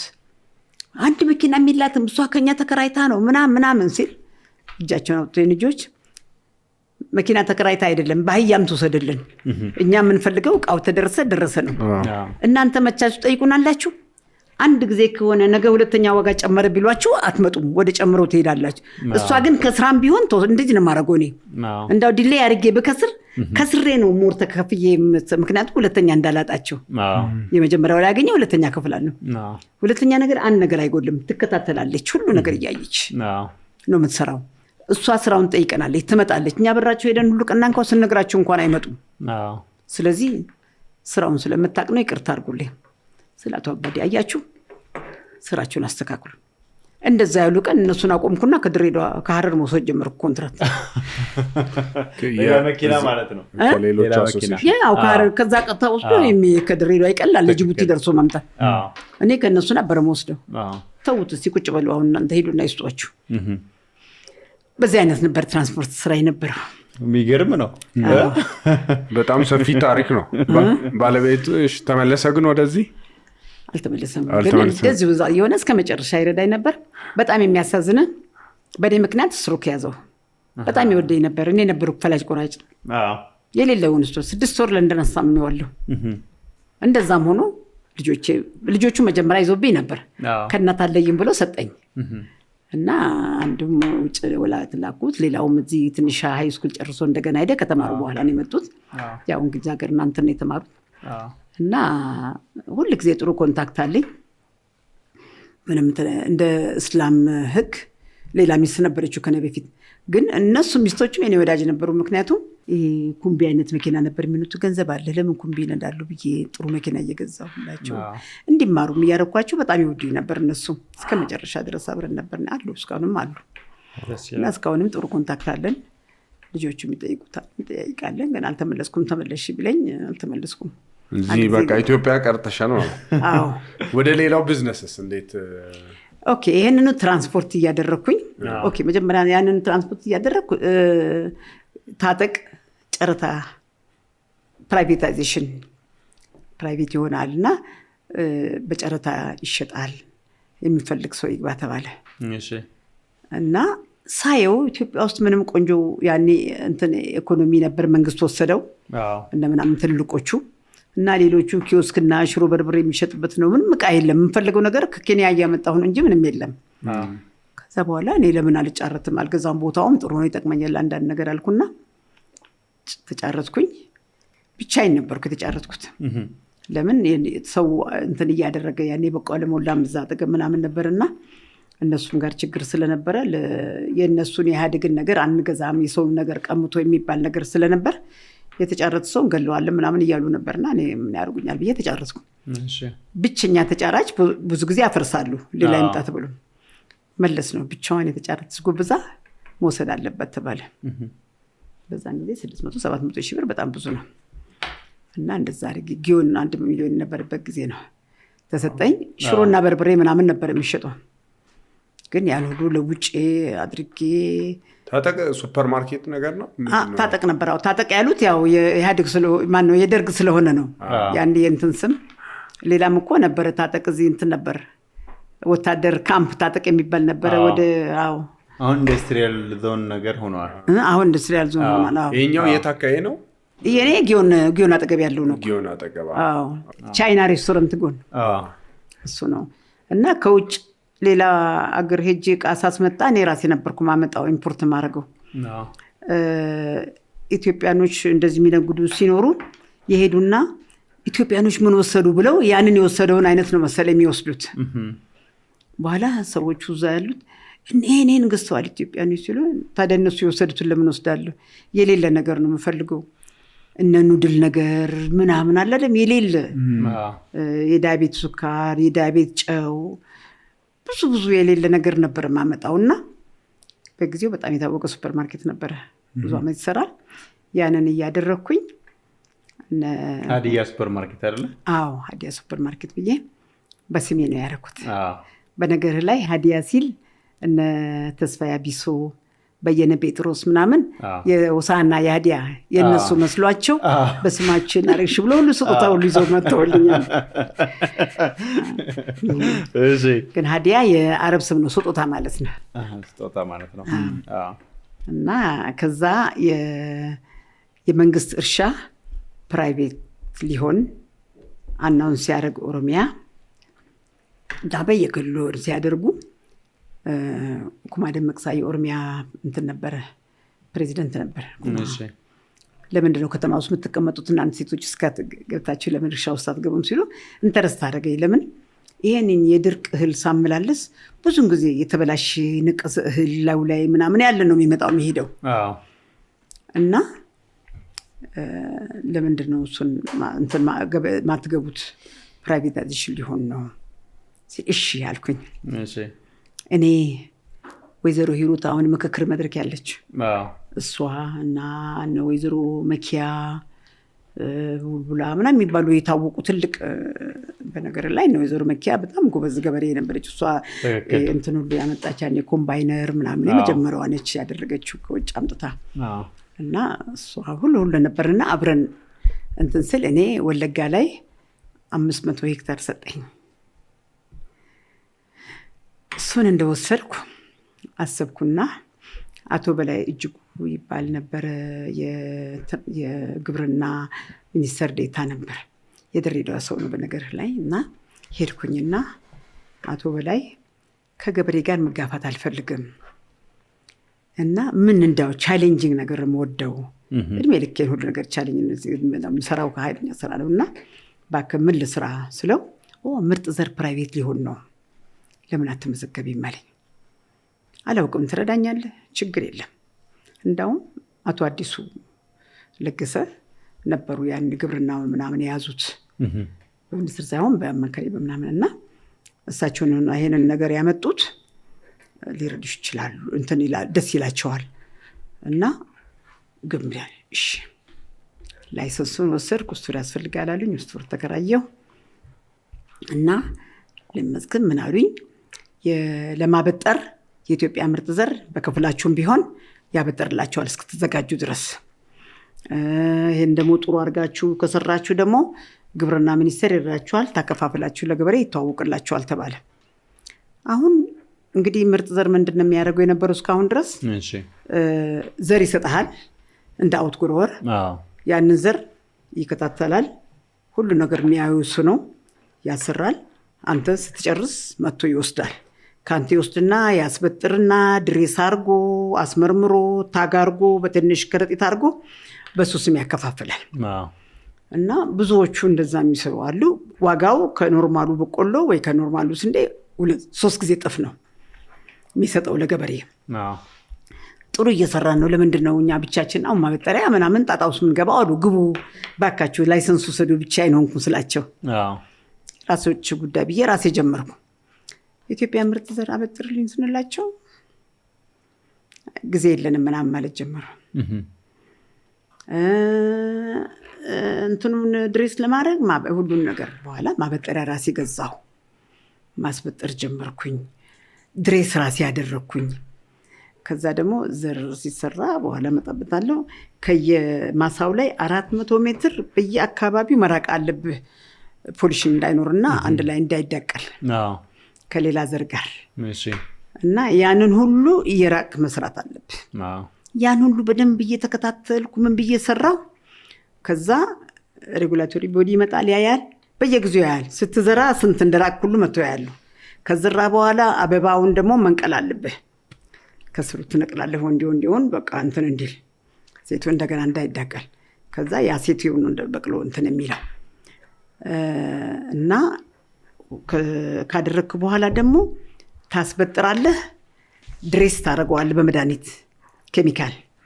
ከዛ በ12 ተኩል ከረጢት ወይ 6 ተኩል እንደፈለክ ታሽገውና በራስ ከረጢት ያ የተሰጠህ እንትን ስንት ፐርሰንት ፒዩሪቲ ስንት ፐርሰንት ማደጊያው ያለው ምናምን ግሮይንግ ሁሉ አለ። ያንን ሁሉ ታጋርገህ ነው የምትሸጠው። እና ያንን ሁሉ አድርገን ደርድረን ከዛ በኋላ ለመንግስት እናሳያለን። መጥቶ ያያል፣ ይደለድላል። ግብርና ሚኒስቴር ኦሮሚያም ያም ለዚህ እክል እንትን ኮኦፐሬቲቮች ይሄን ያህል ለዚህ ገበሬ ለዚህ ቦታ ይሄን ያህል እነሱ በእነሱ በኩል ይደለድላል፣ አካፍለ ትሸጣለህ። እነሱ ይደለድሉት ነው የምንሰራው። እንደሱ እያደረግን ነበርና የምንሰራው። 2 ዓመት ልሸጥ አልቻልኩም። ምክንያቱም ገበሬው የለመደው ያችን የኢትዮጵያ ምርጥ ዘርን አረንጓዴ ከረጢት ነው። ያንቺ ሌላ ከረጢት ነበር? የኔ ፒንክ ነው። ደግሞ ታጉም ሌላ ነው። የፕራይቬት ነው፣ አልለመደውም። እሺ። ከዛ በኋላ አቶ አዲሱ ደወሉ፣ ሁሉም ቦታ አቶ ጁነዲን ጋም ደወሉ። ለምንድን ነው ያልገዛችኋት? እኛ አናውቅም። ይሄው እና ልካለች ለምርጥ ዘር ለምን አታደርጉም? ይሄ ወረቀቱ የላከችው ፍላየርን ሁሉ አሳይቻለሁ፣ ደብዳቤውን ሁሉ የላኩላቸው። በኋላ አይ እሺ እንግዳ ውስጥ ግዟት፣ አሁን ዘንድሮ ገዝተናል ስሉ ብትፈልጉ ድፉት፣ ግን የሷ መገዛት አለበት አለና ትንሽ ፑሽ ሰጠኝ። የዛ ዓመት ሸጥኩኝ። ገበሬዎቹ ያንን ሲያዩ ሲዘሩት የሚመጣው ዓመት በጣም ቆንጆ በቀለላቸው፣ በጣም ደስ አላቸው።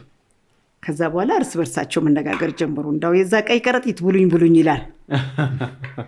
አሁን እኔ ጥሩ መሆኔና 1 ዓመት 2ኛ ዓመት ላይ ጥሩ መስራቴን ሲያዩ በቃ አገኘሁ አብሮኝ የገቢ ላይሰንስ የሚወስድ ሰው እና ብቻዬን አልሆንኩም። አሁን ደስ አለኝ። ምክንያቱም ለማለት ብዙ መሆን ያስፈልጋል። ብቻዬን ለማን ተነግራለን። አሶሲዬሽን ተቋቋመ። ምርጥ ዘሮች እየበዛን ሄድን፣ እያደረግን ሄድን። ስቲል በቂ ባይሆንም ጥሩ እያደረግን ለገበሬው ማዳረስ ተጀመረ። እንደሱ እያደረግን ነበረ ምርጥ ዘር ስራ የነበረው። እና ያንን ሳደርግ አሊያንስ ግሪን ሬቮሉሽነሪ የሚል ናይሮቢ የነበረ አንድ ኤንጂኦ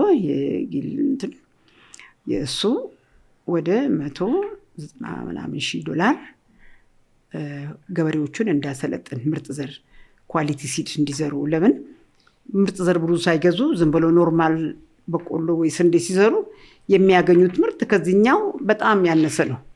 እዚህ 5 ያገኙ እዛ 20 ያገኛሉ። ምክንያቱም ይሄ ኳሊቲ ዘር ነው። እና ያን ኳሊቲ ዘር እንዲዘሩ ለማየት ያንን ማሰለጥነው ምን ነበረ በየገበሬው እርሻ ላይ ይሄድኩኝ። አዎ 10 በ10 ይሄን የሚያክል አርሰው ኖርማል ሲዱን 10 በ10 ደግሞ ያኛውን አይዞሌሽን አድርጌ ሰርተው ያንን ምርቱን ሲያገኙ ልዩነቱን ሲያዩ ሁለተኛ ወደዚያ አይመልሱም፣ ወደ ምርጥ ዘር ነው የሚሄዱት። ያንን ሳደርግ ፕሮዳክቲቪቲውም ይጨምራል የዚህኛው አይደል? በጣም ዋጋውም ይጨምራል፣ ፕሮዳክቲቪቲም ይጨምራል፣ ጥሩ ይሆናል። በቃ ለመብቀልም ደግሞ በጣም ቆንጆ ይበቅላል። እና ከዛ ሰው ሁሉ ወደዛ ሴቶችን አይደለም ወንዶችም እንትን ላይ ነው እየሄድኩኝ እያደረኩኝ እንደዛ ስሰራ ከረምኩኝ። ከዛ እነዚሁ አሊያንስ ኦፍ ግሪን ሬቮሉሽነሪ ለአፍሪካ ሀገር ሁሉ አስተዋወቁኝ። እና እነሱ ፕሮሞት የሚያደርጋቸው ሰው ሁሉ ሲዩ የኔን ሲያዩ ከኢትዮጵያ ውስጥ እንዳውም ሴት ሆኜ እንዳይንብሰራ ይሄ ነኝ ከሌላው ከአፍሪካ ሀገር ውስጥ በጣም ፖፑላር ሆኜ ታወቅኩኝ። ሳውዝ አፍሪካም ተሸልሜያለሁ፣ በየቦታውም ታውቂያለሁ። እና ሚሶታም ወደዛ እርሻ ላይ ሳውዝ አፍሪካም ኤክስፓትሪየት እናሰለጥንልሽ ላኪ ሲሉኝ፣ ለምሳሌ 10 ሰው እንፈልጋለን ካሉኝ 10 ለኔ ብቻ ቢሰለጥን ምን ይሰራል ብዬ ከፌደራል ግብርና ጋር 4 ስጡኝ እላለሁ፣ ለኦሮሚያ ግብርና 4 ስጡኝ እላለሁ። እኔ 2 ወስዳለሁ። ምክንያቱም እነዛ ለአገር ነው የሚያሰለጥኑ። እንደዛ እያለኩ በጣም አብሬ በቅርብ ስራ ነበር ከግብርና ሚኒስቴር ጋር። አንድ ጊዜ እንዳውም ኤምኤንኤል የሚባል በሽታ መጥቶ ነበር ከቅርብ ሀገር እና ዘር ያበላሻል ኦልሬዲ። ግን ግብርና ሚኒስቴር ገበሬዎች ከሰሙ ይደነግጣሉ ብለው ለጊዜው እፍን አደረጉት። እኛ ሳንሰማ መጀመሪያ ሳናበጥር ድሬስ ሳናረግ ምናምን ብንሰማ በቆሎ ለከብትም ሊሆን ይችላል፣ ሌላም ነገር ሊሆን ይችላል። አልሰማንም። አበጥረን ድሬስ አድርገን ላቦራቶሪ አስመርምረን ፓክ አድርገን ድርድረን ወደ 27 ሚሊዮን የሚሆን ብር የሚቃጠል ሆነ። ተበላሽቶ ማለት ነው። በቃ አይ ምንም ዘር ሊሆን አይችልም፣ መቃጠል አለበት። ለገበሬ ከሄደ አጉል ይሆናል፣ ገበሬ ይከስራል። መቼ ነው ይሄ? ብዙ ብር ነው በዛ ጊዜ በተለይ በጣም ብዙ ነው። በጣም ብዙ ነው። መቼ ነው? ወደ 2010 ምናምን 9 እንደዚህ ይሆናል። something like that ከእንትን በፊት ነው። እና አሁን እንደዛ ሲሆን አለኝ እንትኑ በኋላ ሰማሁና ኦኬ ምንም ማድረግ አልችልም አልኩኝና እኔ እዛ የኔ ፋርም ማናጀሮች ምናምን የሰሙ አልመሰለኝም። ተደርድሯል እኮ ተሰርቶ ያን ያህል ተሸፍኗል። ፓክ ተደርጎ በ12 ኪሎ። አሁን እዛ ሲሄድ ሁሉ ተደርድረው የኔ መኪና ሲመጣ እንዲህ ብሎ በቃ ሁሉም ቆመዋል። ረሳሁት ምን እንደሆነ አልገባኝማ። የሚያውቁ አልመሰለኝም። ምን ሆኑ? ሰው ሞተባቸው? አንድ ነገር ገጠማቸው? ምን ናቸው? ከመኪና ላይ ተወረርኩና ምን ናቸው አልኳቸው። አልሰማሽም አሉኝ። ምንድነው የምሰማው? ይሄ ሁሉ እኮ ጉበቱ ይቃጠላል እኮ ይሄ ሁሉ ይቃጠል ተብሏል። የነሱ እንደዛ ማዘን ታዲያ ምን አለ ቢቃጠል? ዛሬ 27 እናንተ በሰሩ ነገ 54 አታረጉትም ስላቸው አጨፈጨፉ። ደስ አላቸው። በቃ ጨፈሩ። እውነቴን ነው እንባይ ወረደ። ለምን እኔ ነኝ ማገኘው እነሱ ከደሞዛቸው ሌላ ቦታም ይሰራሉ። ይሄን ያህል ለኔ ተሰጠው እንደዛ ማረጋቸው። ደጅ ገዳ አጠገብ ቃሊቲ መንገድ አለ። ለእርሻ ብዬ ሽጬ ገብቻለሁ። አይሰማኝም። እሰራለሁ ነገ እሰራለሁ የሚል ነገር አለኝ።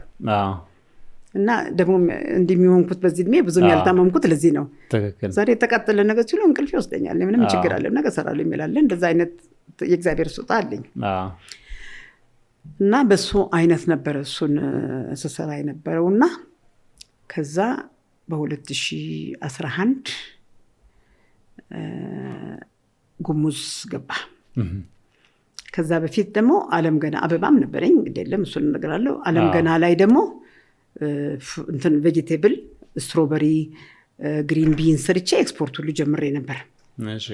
እና ልክ ቅርብ ቦታ ነው። እዛ ላይ ደግሞ ለራሴም ለልጆቼም ቤት ሁሉ ኦልሬዲ ወደ ላይ ከፍ አድርጌያለሁ። እኔ አሁን ከተማ ላይ የለሁም። እኔ ሁሉ ጊዜ እዛ እርሻ ላይ ነኝ። እዚህ ወለጋ ላይ ነኝ። አንድ ቤት አለኝ እንትን አለኝ። እዛ ትንሽ መታጠቢያ ክፍል እዛ አለኝ።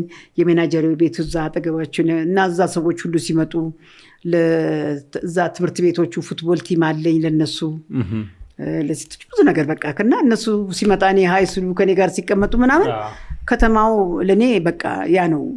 ዶሮዬን ከዚህ ነው ማርዶ፣ ፍየሌን ከዚህ ነው ማርዶ። እነሱ አሉ ለበዓል ጊዜ ለነሱ ከብታሪ ጀዛ ነው የምቀመጠውና በጣም ደስ ይለኛል። ወደው ነበር የእርሻውን እንትንና በ2011 ጉሙዞች ገቡ መጥተው ነበር እና ጉሙዝ የመጣው በቃ ያኔ መንግስቱ መሬታችንን ወስደዋልና ብለው ኦሮሞን ለማባረር ነው እንጂ መጡት ሌላ ነገር አለም። ግን ኮንቪኒየንስ እኔ ላይ ሶላር አለ፣ ፒቮት 50 ሄክታር የሚያጠጣ ፒቮት አለ፣ ሁሉ ነገር የተደራጀ ነው። ጋራጅ ልክ ሞይንኮም ይመስላል። ምክንያቱም እነዚህ የውጭ ልጆች ብዙ ይረዱኛል። የኔዘርላንድ ንግስት እንኳን ሶላር አስገብታልኛለች በነፃ የሰራሁትን አይታ ስትመጣ ትራክተር እየነዳው ነው የገበኘችኝ እና እንደሱ አድርጋልኛለች። ዩኤስኤድ $50,000 ሰጥቶኛል። ዴቨሎፕመንት ባንክ እንደዚሁ ማሽን ገዝቶልኛል ማበጠሪያ $50,000 እና በቃ ያ ቦታ በጣም እንትን ነውና እኔም ቤት ያድርጌዋለሁ። አንድ ሀገር ነው። አሁን ጉሙዞቹ ሲመጡ ለኮንቪኒየንስ የተቀመጡት እዛ ነው። ብርሃን አለ፣ ቤቶች አሉ፣ ማረፊያ አለ፣ ሁሉ ነገር አለ። ግን አንድ ፍየል አላረዱም። አንድ ፍየል አልበሉብኝም። እነሱ የመጡት ለማባረር ነው እንጂ ለመቀመጥ አይደለም። በዚህ ላይ ደግሞ ተፈናቃዮች ሄደው ነቀምት ላይ አርፈዋል። በኋላ አሁን እነሱ እዛ ተፈናቃዮቹን ደግሞ እያስተባበርኩ አበላለሁ። እነዚህ እንትን ልዩ ኃይል መጣባቸው። ልዩ ኃይል ሲመጣ ሸሹ ጉሙዞቹ። ምንም ፍየል አላረዱ፣ ምንም አላረጉ። አሁንም ልዩ ኃይል እዛው ቁጭ አለ ኮንቪኒየንስ። እዛ ቁጭ ሲል ወታደር ናቸው። በግን ፍየልም አርደዋል ምናምን ኖ ፕሮብሌም። ያን ያህል እኔም ቢሆን ብሉላቸዋለሁ። ተቀመጡ። እነሱም 15 ቀን 20 ቀን ተቀምጠው ወጡ። እዛ ቸርች አለ ካምፕ ትልቅ ቦታ እዛ ገቡ። ይሄን ጊዜ በጣም የሚያሳዝነ ፉትቦል ቲም ያደረኩላቸው እናቶቻቸውን ዘር እየሰጠው ያሳደጉት ልጆቻቸውን እንደዛ ያደረኩት ሰዎች ልጆች ጎረምሳዎች ገብተው ዘረፋ ጀመሩ።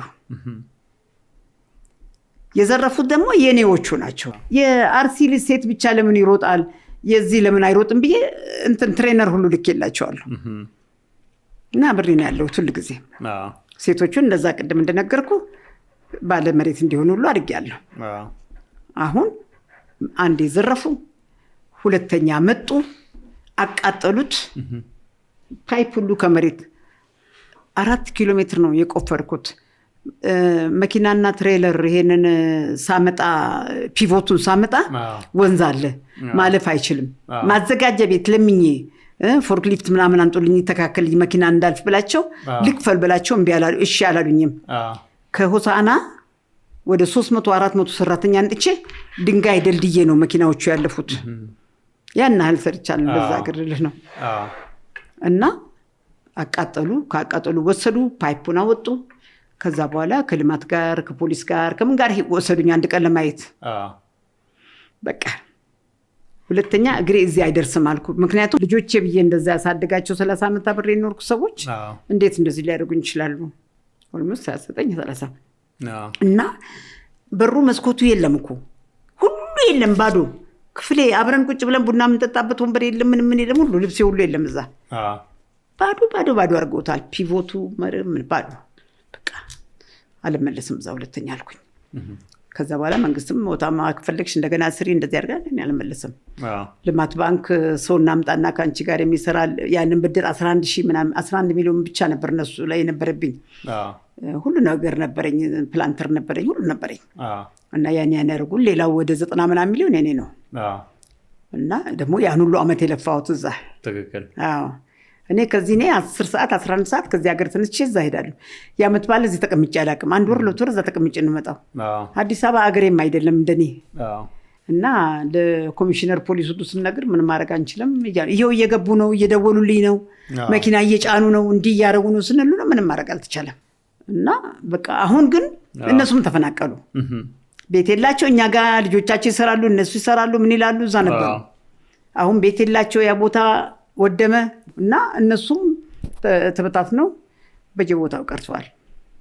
ከዛ ተውሹ በቃ ያንን እኔ በሞትም አልሄድም። ዛሬ ሚሊዮን ቢሰጡኝም አልሄድም። ለምን መሰለህ?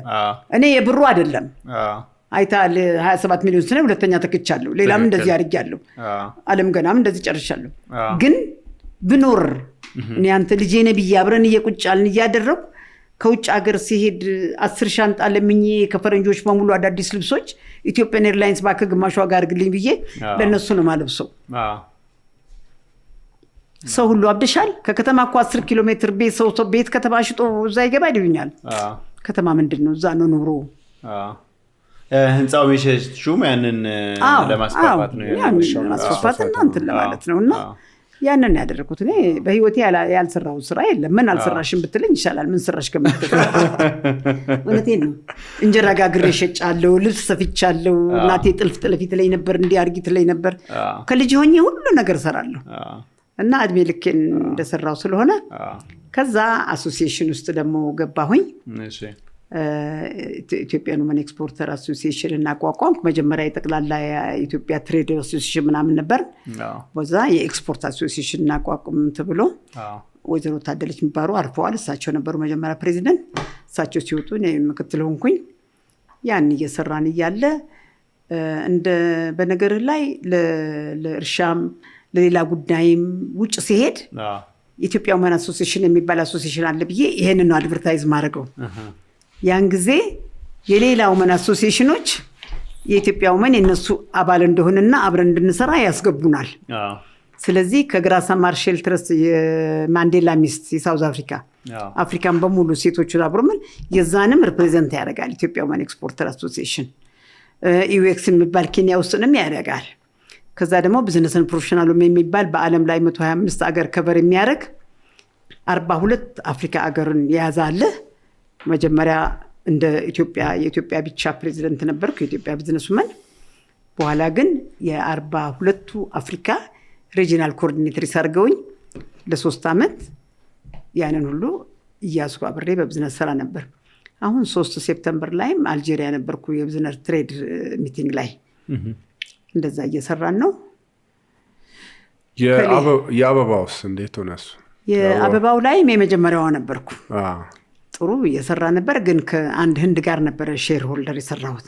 እሱ ዛገር ይሄ ከተዘጋ ወዲህ ነው። ሁለታ ነው። ሁለታ ሮዝ ይባላል። በጣም ቆንጆ አበባ እና ጥሩ። መች ነው እሱ የተጀመረው? እሱ ልክ መጀመሪያ አበባ የተጀመረ ጊዜ የአበባ ሃኒሙን የነበር ጊዜ ነው። ይሄ 20 ምናምን ዓመት በፊት በዛ በፊት ነው 2000 ዓመት በፊት እና እዛ ላይ ሄክታር ሁለታ ላይ ዛፍ እየመነጠርን ነበር የሰራ ነው በዶዘር እዛ የሰራሁት እና ከህንዱ ጋር ነበርኩኝ። ያኔ ምን ነበር መሰለ እዚህም ደግሞ ኢትዮጵያ መንግስትም ከእስራኤል ግሪንሃውስ ከሚሸጡ ጋር ከምናምኖች ጋር ሲያገናኙን እነሱ እኛ የምናየው ያኔ ሁላችንም የዱቤ መስጠታቸውን ነው። በክሬዲት ነው የሚከፈለው ምናምን ቀስ ብሎ ነው እየተሰራ ነው በየአመቱ። ግን ለካስ ዋጋቸውን እጥፍ እያደረጉ ነው የሚሰጡን። ሁሉ ግሪንሃውስ የሚሰራበትን ምናምን የሚባለውን ሁሉ እንደዛ ስናደርግ እና አበባ ኤክስፖርት ማድረግ ስንጀምር ህንዱ ደግሞ ኦሬዲ ሌላ አበባ እርሻ ያለው ሰው ስለነበር ሌላ ሀገር ሆላንድም ሀገር ኤክስፔሪየንስ አለው ሰዎችም አለው። ለኔ ጥሩ መስራቱን ነው የማየው። ግን እነሱ እዛ የሚሸጠው ዋጋ ኦሬዲ ዋጋው ቀርቶ ነው ትንሹ የሚላክልን ቀርቶ ወርዶ ኢትዮጵያ መንግስት ደግሞ ሚኒመም የሚለው አለ ማክሲመም አለ። አሁን አርብ ዕለት ሲመጣ ገንዘብ ሲገባ 2 ሚሊዮን ወይ 3 ሚሊዮን ተሽጦ የመጣ ገንዘብ አለ ሲባል ለግሪንሃውስ ለሰጠው ይሄናል ለአበባ ምናምን ይሄናል ለዚህ ይሄናል ስትከፍል ማይነስ ነው የሚሆነው በሁሉ ጊዜ ኪሳራ። እኛ ግን አበባ ተብሎ በቃ በመንግስትም በኩል ሃኒሙን ነው ፖሊስ አይዘንም ይቀባል ምናምን አለ። ሳዮ እየሄደ ሲሄድ በቃ ራስ እዛም የራስ ካልሆነ ምን ከሱ እንደወጣ ፈለኩ። ደግሞ የኛም ሰዎች ይቅርታ አድርግልኝና ሜንሽንም ባላረጌቱ ባንክ የባንኮቹ በጎን በኩል ከሱ ጋር ይስማማሉ። አልመጣም ብሎ ሳይኖር በየጊዜው ይመጣል አይሮፕላን ከፍላለሁ እኔ ምናምን እሱ ፓርትነሬ ነው እኔ ገንዘቤን አወጣለሁ። እኔ ሳላቅ አንድ ቀን እዛ ባንክ ሄዳለሁ እሱ እኔ መምጣቱን ሳላቅ እዛ ነው ያለው ከነሱ ጋር። በቃ ከዛ ባይሚ አውት አልኩትና ሸጥኩለትና ወጣሁ። ምን አስቸገረኝ እንትኑ ባልኩ እና በዛ በቃ እሱን ተውኩት። የዓለም ገናውን እየሰራው ነበር። ዓለም ገናውን በዚህ መጣ። ከዛ አርሲ ሰጡኝ። አርሲ ሰጡኝ። የስትሮቨሪው ያሉን ይሄኛው ሲወሰድ ኦሮሚያ በ20 ሄክታር ፋንታ 50 ሄክታር አርሲ ጥሩ ቦታ እንትን ላይ አዋሽ ወንዝ ላይ ያለውን ሰጠኝ። እዛ ጀመርኩኝ። በደንብ ኢሪጌሽን አደረግኩ ምናምን አደረግን እየሰራን ገና ጥሩ እየሰራን ምናምን ስንል ልጄም አመጣሁት ከውጭ መጣ። ጥሩ ገንዘብ እያገኘ በጣም ጥሩ እየሰራ ነበረ። ግን እናቴ ጋር ለስራ ብሎ መጣ። የኬንያው በፊት ከዛ በፊት 2 ልጆች ነበሩኝ አሜሪካን ናቸው። እሱ ከኬንያ መጣ ልጆች እሱ መጣ በዛን ጊዜ። ከዛ ደግሞ ከአርሲ ደግሞ ያው አንዳንድ ምቀኛ አይጠፋ ማይሆድ ባዶ ቦታ እያነሱ እዚህ ኢንቨስትመንት ኦፊስ ይልካሉ። ወረገረግ ቦታ ማይሰራ ቦታ እዚህ ደግሞ ኢንቨስትመንት ኦፊስ አልሰራሽም ይሉና መሬቱ ተቆርጦብሻል ብሎ ሲጽፉ እኔ በደንብ ፎቶግራፍ አስነሽ ዘለ ሰው ሁሉ ፕሩቭ አደረኩኝ እየሰራው አለ። በኋላ ፕሬዚደንት የኦሮሚያ ፕሬዚደንት ሽመልስ ይቅርታ በዚህ አይነት ተደርጓል መሬትሽ ይመለስልሻል ቀጥይ ስራ አለኝ። ልጄም ቢብሎ ነበር ስሙን ሳይመልሱልን ለምን እንሰራለን አለኝ። እኔ ነኝ ያልኩሽ ቀጥይ አለ። እሺ አልኩ። እየሰራው ስል ያው በስራ ምክንያትም አልተቀመጡም ቦርድ መመለስም እሱም ዝም ብሎ እየገባ እየሰራ ሲንጋፖር እየሄደ ሲዲ ያመጣ ምናምን ያረገ ነበር የሚሰራው። እና አሁን ልክ አመቱ በ2014 ምርት ጀምሮ መስራት በሚጀምርበት ጊዜ ሸኔ ጀመረ ረብሻ። የነ አፍሪካን ጁስ ሰዎች የታረዱ ጊዜ ሰው ሁሉ ማለፍ አይችልም። አንተ መሄድ አትችልም አልኩ። አቆምኩት። እሱ እንግዲህ የውጭ ሜንታሊቲ ስላለው what I have done to them why let me face them let me talk to them ከማን ጋር ነው የምታወራው? እነዚህ እኮ መንግስት ያቃታቸው ድርዮች ናቸው። መንግስት ሲስተካከል ያስተካክላቸዋል። ያኔ ትገባለህ፣ አሁን አትሄድም እያልኩ እየከለከልኩት በቃ እንትን አለ። አመመው፣ ሊቀበል አልቻለም። እኔ ስንት ስከስር ምንም አይሰማኝም። እና ብዙ ብር እዛ ላይ ወጥቷል፣ ብዙ ለፍቷል። ኮንቴነር ውስጥ እየተኛ መሬት ማያቆን የሽኛ ጉድጓድ ውስጥ ነው የሰራው። እና በሚሸጥበት ጊዜ እንደዚህ እነሱ ሲጫወቱበት 2 ዓመት 14 15 እንደዛ እየሆነ እየታወቀ ከወረዳው ደግሞ ስላልሰራች ለሌላ ሰው ተሰጥቷል የሚል መጣ። በቃ ልጄ ሊቀበል አልቻለም። እኔንም አመመኝ። ከዛ ኦቦሽ መልስ ጋር የጻፍኩ ምናምን ሲል ኦኬ ልክ አይደለም፣ ያኔ ያቺን 2 ዓመት ያልተሰራው በሴኩሪቲ ምክንያት ነው። በፊት ይመለሳል ተብሏል፣ የሷ ነው። አሁንም ሌሎቹም ሊሰሩ አልቻሉም። እናንተም በስኮርት ነው የምትሄዱት። እንኳንኛ ትክክል ነው ይመለስላት ተብሎ አሁን 2 ወር ነው 3 ወር ነው ከተባለ እየጠበቅኩ ነው። ግን 2 ዓመት 3 ዓመት ምን እንደተሰረቀ ምን እንደተወሰደ አላቅም። ዘበኛ ክፍላለሁ ምናምን ክፍላለሁ እየጠበቅኩ ነው። ተመልሶ ሰላም ሆኖ እንደገና ሰራለሁ ብዬ ገምታለሁ። አሁን ተመልሷል። የዛሬ 2 ወር እንትን ተመልሷል። ግን ቦርድ መፈረም ብቻ ነው የቀረው። ሂደት ላይ ነው። ተመልሶልሻል ተብያለሁ። ስለዚህ ጋለሽ እኛም እንመኛለን። ወደ ባንኩስ እንዴት ነው የመጣችው? ወደ እናት ባንክ መስረት? ጥሩ ጥያቄ ነው። እዚህ ላይ አብሬ ኢትዮጵያ ውመን ኤክስፖርተርስ እና ከድሮ ጀምሮ የምንታወቀው ሳራ በራ፣ ሌሎችም 2-3 ሴቶች አሉ ጓደኞቼ ጋር አብረን ሳራም እውነት ነው። ለምንድን ነው ሴት ማይክሮ ብቻ የሚባለው ስትለኝ፣ እውነትሽን ነው። ሴት ለምን ማይክሮ ይባላሉ? ጊዜ ወንዶቹ ሼር እያደረጉ አንድ ላይ ይሰሩ የለም ወይ? ሴት ማይችልበት ምን ምክንያት አለ? እሺ እንጀምር እንሞክር ተባለ። እሺ ብለን እዛ ውስጥ ገባን። አንድ የፈረንሳይ ኤንጂኦ ነበረ። ትንሽ አንዳንድ ነገር የፕሮፖዛል ምናምን እርዳታ አለ። ከዛ ደግሞ ሳራም ሌሎችም ጎበዞች ናቸው። እሷም ሌሎች ግሩፕ እነ ቴክኖ ስታይልን ምናምንን ወይዘሮ ንግስት ብዙ አሉ። 11 ነን እኛ እና ተሰባሰብንን። ወይዘሮ መኪያ ተሰብስበን ገንዘብ ማዋጣት ጀመርን። ፕሮፌሽናል ሰው ቀጠርን። የሚረዱን ብዙ ሰዎች አሉ። አሁን ስማቸው አላስታውሳቸውም ያሉ ከኛ ጋር ፕሮፖዛል የሚሰሩ ትልቅ ሰዎች እያደረግን ስንሰራ ቀላል አልነበረም። ስንታገል እንደምንም አቋቋም ነው። ያችን ፋይናንሳችንን ሞልተን አንዳንድ ጎበዝ ሴቶችም ነበሩ ሞልተውልን የገቡት ከኛ ጋር እና መጀመሪያ ላይ ትንሽ ሂደቱ ደከም እያለ ነበረ። አሁን ግን በጣም የታወቀ ቆንጆ ከ200 ምናምን ብራንች በላይ አለን በየቦታው። በናሽናል ባንክም በሌላም ቦታ ጥሩ ሽልማቶችና ብዙ እንትን አግኝቷል። እንደማንም ትልቅ ኮሜርሻል ባንክ ነው። ከሌላው የሚለይበት የሴቶች ለብቻ ፍሎር አለን። ፕሮፖዛል ይሰሩላቸዋል፣ ምክር ይሰጧቸዋል፣ ሁሉ ያደርጋሉ።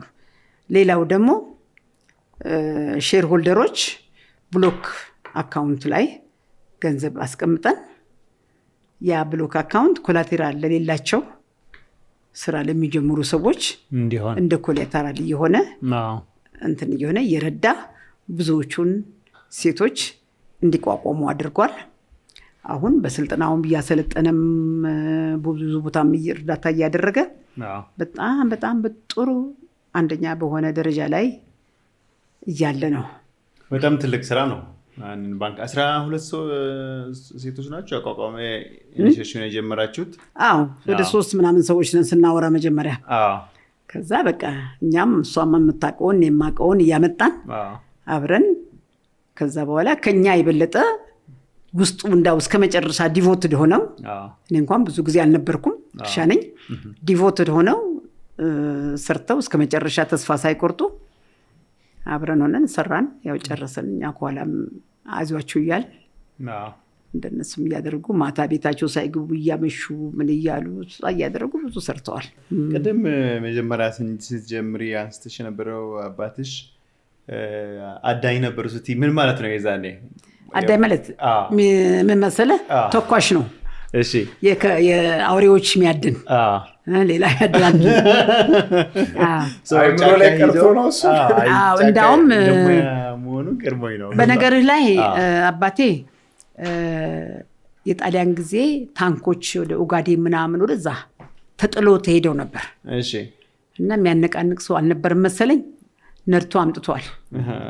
ወደ ድሬዳዋ ሀረር አስገብቷል። ያኔ ነው ጃንሆይ ወስደውት ፈረስ መጋላ መሃል ቤት ሁሉ ሸልመውት በቃ ልጄን ምናምን ጎበዝ ብለው አጠንክረው እንትን ያሉትና መግባባት የጀመረው እና ከነጮች ጋር በጣም እንትን ነው። ነጮቹ ደግሞ በጣም ጓደኞች የሆኑት ያው አብሮ ይዟቸው ይሄዳል።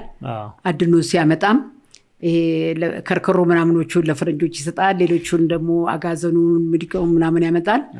እኛ ቤቴም አሁን ያስኩኝ ፎቶግራፍ ብታይ ነብሮች ሁሉ ይዘን አብረን አለ። የ4 ኪሎዎችም ብዙ የሱ እንትኖች ናቸው።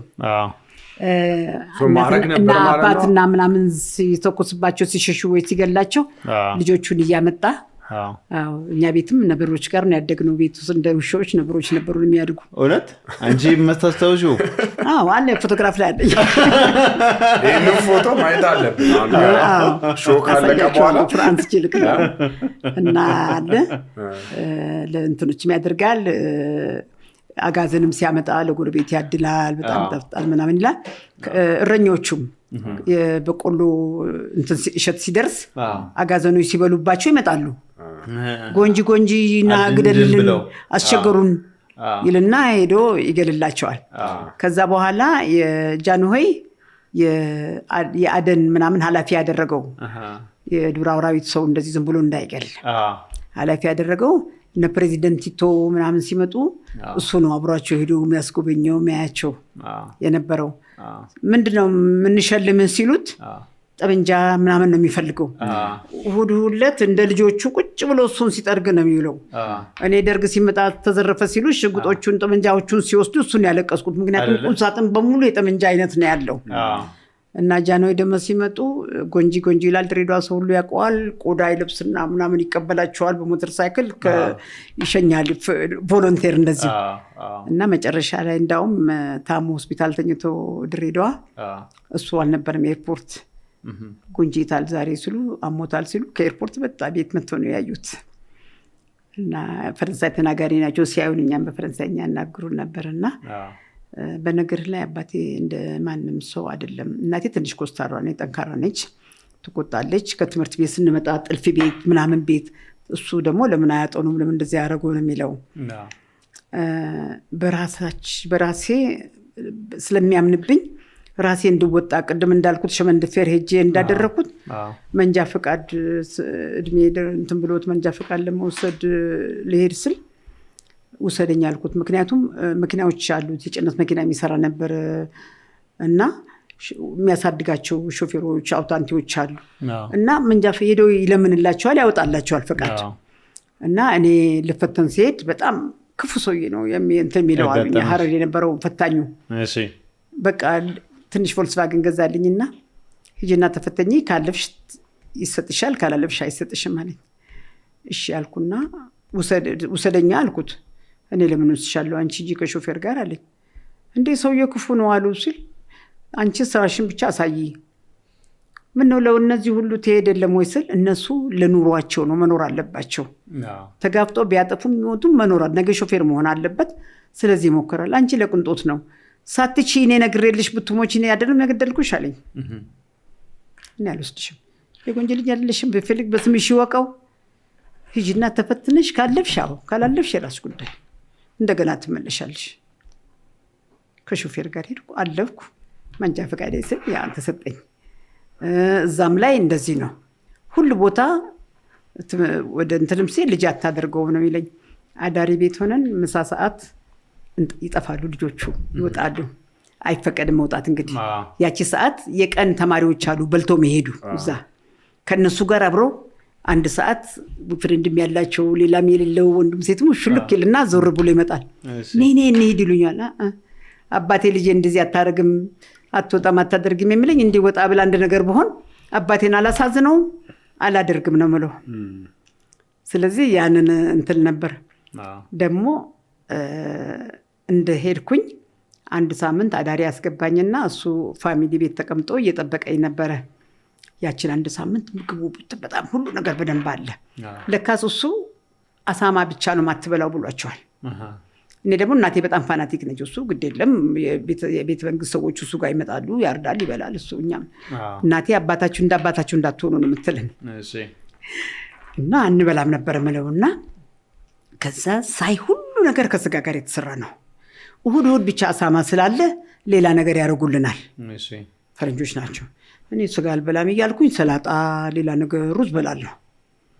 ታዝቦኛል። ቢያሉኝ አልበላም።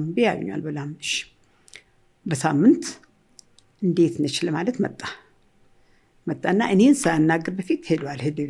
ሄድ ማሰሯ ጋር ይቅርታ አድርግልን ልጅህን ይዘህ ሂድ አሉት። ምን ነው ሲል እንዴ አትበላም፣ አትክልት ብቻ ነው የምትበላው፣ እሷ ብቻ ሳትበላ እንደዚህ ሆና መኖር አትችልም። ሌሎች አሳማ የማይበሉ አሉ የክርስቲያን ልጆች። ያን ቀን እሁድ ዕለት ለሁሉም ሌላ ነገር ይሰራል፣ ግን ለብቻ ስጋ ልናረግም አንችልም። እሷ ሳትበላ ደግሞ ብቻዋን በአትክልት ብቻ ልትኖር አትችልም፣ ልትማር አትችልም። ስለዚህ ትወስዳታለህ እንጂ ሌላ ጠባዩን ሁሉ ወደናል፣ ጥሩ ልጅ ነች ይሉታል። እኔን ደግሞ ጠይቆ የነበር ምን ችግር አለ ሲል ምንም የለም ጥሩ ነው፣ ወደሽዋላ? ወድጄዋለሁ ብዬዋል። በኋላ እሁድ መጣና በመኪና ይዞኝ ወጣ። እንዴት ነው ትምህርት ቤት ምናምን ጥሩ ነው ወይ? አዳሪው እንዴት ነው አለኝ። በጣም ጥሩ ነው። ተስማምቶሻል? አዎ። ልጅ ያለኝ ምን ነው አልኩት። ከመቼ ወዲያ ነው ውሸት የለመድሽው አለኝ። ምን ዋሽው? አልበላም እያልሽ እያስቸገርሽ ነው። እበላለሁ እኮ። አዎ ስጋ አልበላም እያልሽ ነው። አዎ ስጋ አልበላም፣ ሌላ ነገር እበላለሁ። ለምን? አይ ስጋ የክርስቲያን ነው፣ አላውቅም ምን እንደሆነ። ኧረ አዎ የእናትሽን እንትን ይዘሽ ነው? አዎ። ጥሩ ይሄ ብቻ ነው? አዎ። በዛ ምክንያት ትምህርት ይቀራል። አሁን ሰዎቹ ካልበላሽ ውሰዳት ብለውኛል። እኔ እንድትማሪ እፈልጋለሁ። ጎበዝ ስለሆንሽ ነው እዚህ ድረስ አንጥቼ የማስተምርሽ። አሁንም መብትሽ ነው፣ ላስገድድሽ አይደለም።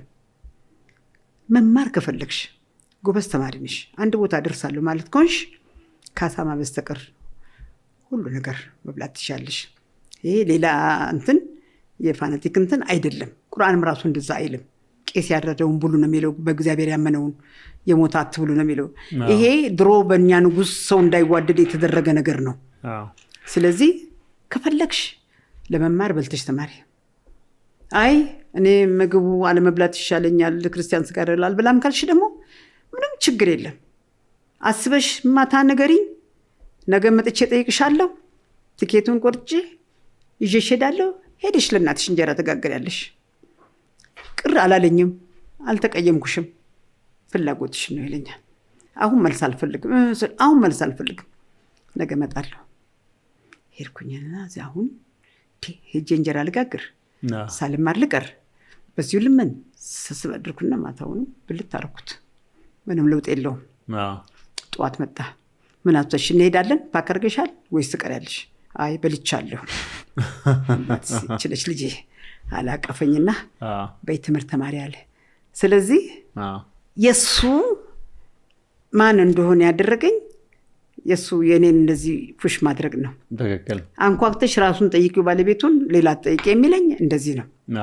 ሁሉ ቦታ እንደዛ ነኝ። እኔ ቁጭ ብዬ እዚህ ትራንስፖርት ሚኒስቴር ሄጄ እኔ ቁጭ ብዬ ቀጠሮ አለኝ እየጠበቅኩት እንደመጣሁ ያኔ ስራ ሲጀምር እኔ እየጠበቅኩት እሱን የሚያቅሰው ይመጣና መጥቶ በር ይከፍታል። ሂርኩና ያስኩበት በሩ እኔ ቁጭ ብያለሁ እዚህ ሰዓት ድረስ። ለምን ትገባለህ? ማንሽ አንቺ ላይ አያገባህም። እኔ ቀጠሮ አለኝ፣ የኔ ቀን ደርሷል፣ ከኔ በኋላ ትገባለህ። በኋላ በሩን ክፍት ሲያደርግ ደነገጠ ሚኒስትሩ አይቶ። ምንድን ነው አለ። እኔ ቀጠሮ አለኝ በዚህ ሰዓት፣ የኔን ሰዓት ነው እሱ የሚገባው። ደግሞ አልጠየቀም፣ ጸሐፊዋንም አልጠየቀም። ይቅርታ አድርግልኝ አለውና እሱን እኔን አናገረኝ። እና አለኝ ይሄን አልችልም የሚል ነገር አላውቅም። መቻል አለብን። ሴት ድንጋይ መሸከም ቢያቅታት ይሆናል እንጂ ሌላ ማትችለው ነገር የለም። ሴት ጥሩ ከፋይ ነች፣ ብድር ከፋይ ነች፣ ስራ ትችላለች፣ ብዙ ታስባለች፣ ብዙ ትራለች። አታደርጉ ምን አትበሉ ስለተባለ ነው የፍራቻው ያ ነገር የሚለው የቀረብን እንጂ ይሄ ነውና ሁሉ ነገር እንዳልኩ ለምንድን ነው ማልሞክረው? ሞሮኮ የገባው እንግሊዝኛ እችላለሁ ብዬ ነው፣ ሳልችል ቻልኩኝ። ትራንስፖርት የገባው ሳይኖረኛለኝ ብዬ ነው አልኩኝ። ኦጋዴን ሄጄ ካንተ ጋር ልሰራ እኩል እንካፈል ብዬ ሰራው። እና ሁሉ ጊዜ ለሴቶች እምላቸው ትራንስፖርት የጀመርኩት ያለ 1 ብር ከእህቴ ባል ጋር ተበዳድሬ ነግሬው የሚሰራውን እና ዊሊንግ ካላችሁ መስራት ከፈለጋችሁ ፍላጎቱ ብቻ አይኖራችሁ ማድረግ ይችላሉ። ሁሉን ነገር ማድረግ ይችላሉ። ስለዚህ አሁን እኔ ራሴ የኢትዮጵያን ወመን ኤክስፖርተር አሶሲዬሽን ብዙ አመት ሰርቻለሁ። ደክሞኛል። ሊወርቅ ነው እንዳይወርቅ ብዬ ከራሴ ሳይከፍሉ በዚህ በመሃል ኤልሲ ሳይኖር ስራ ሁሉ ቀርቶ ሰው ሁሉ ሲቀር አይክፈሉ ብዬ በራሴ ከቢሮ ከተከራየ ደግሞ ወጥቼ መኩራሲያ ከተይ በኔ እንትን እያልኩ ከውጭ ድርጅቶች ጋር ሁሉ በአለም ታውቋል። እና አሁን እሱን አቋቁሜ ብዙ ወጣቶች አስገብቻለሁ። አዳዲሶች ገብተው የኔን ቦታ ይዘው ለመኑኝ። ትንሽ ጊዜ ቆይልኛል 3 ወር እስከ 6 ወር ድረስ እነሱን አቋቁሜ ከኋላ ሆኜ ልረዳቸው እችላለሁ። ግን እንደዚህ ልትቀጥል አልችልም። እድሜም አለ። እኔም ደግሞ እነሱም ደግሞ ሌላው ሰው ተራ መልመድ አለበት፣ መስራት አለበት። መተካካቱ ጥሩ ነው። ግን እድሜሽ ቀደም ስትነግሪኝ ሰው እንደዛ አትመሲም። ጨርሻለሁ 76 በጁን ጨርሻለሁ 75 ጨርሻለሁ 76 ላይ ነኝ። አትመሲም ግን እየሰራሁ ነኝ። ትራክተር ነድቻለሁ።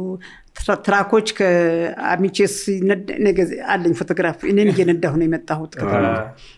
ትራኮችን አንድ ትራክ እኔ ነድቼ መጣሁ፣ ሌሎቹ ሹፌር ሲነዱ። ትራክተር ደግሞ ያቺ አሁን ኔዘርላንድ ምናምን ሰዎቹ ሲመጡ እዛ ሲጎበኙ የሀዲያ የት ነው እያሉ ነበር የሚጠይቁት።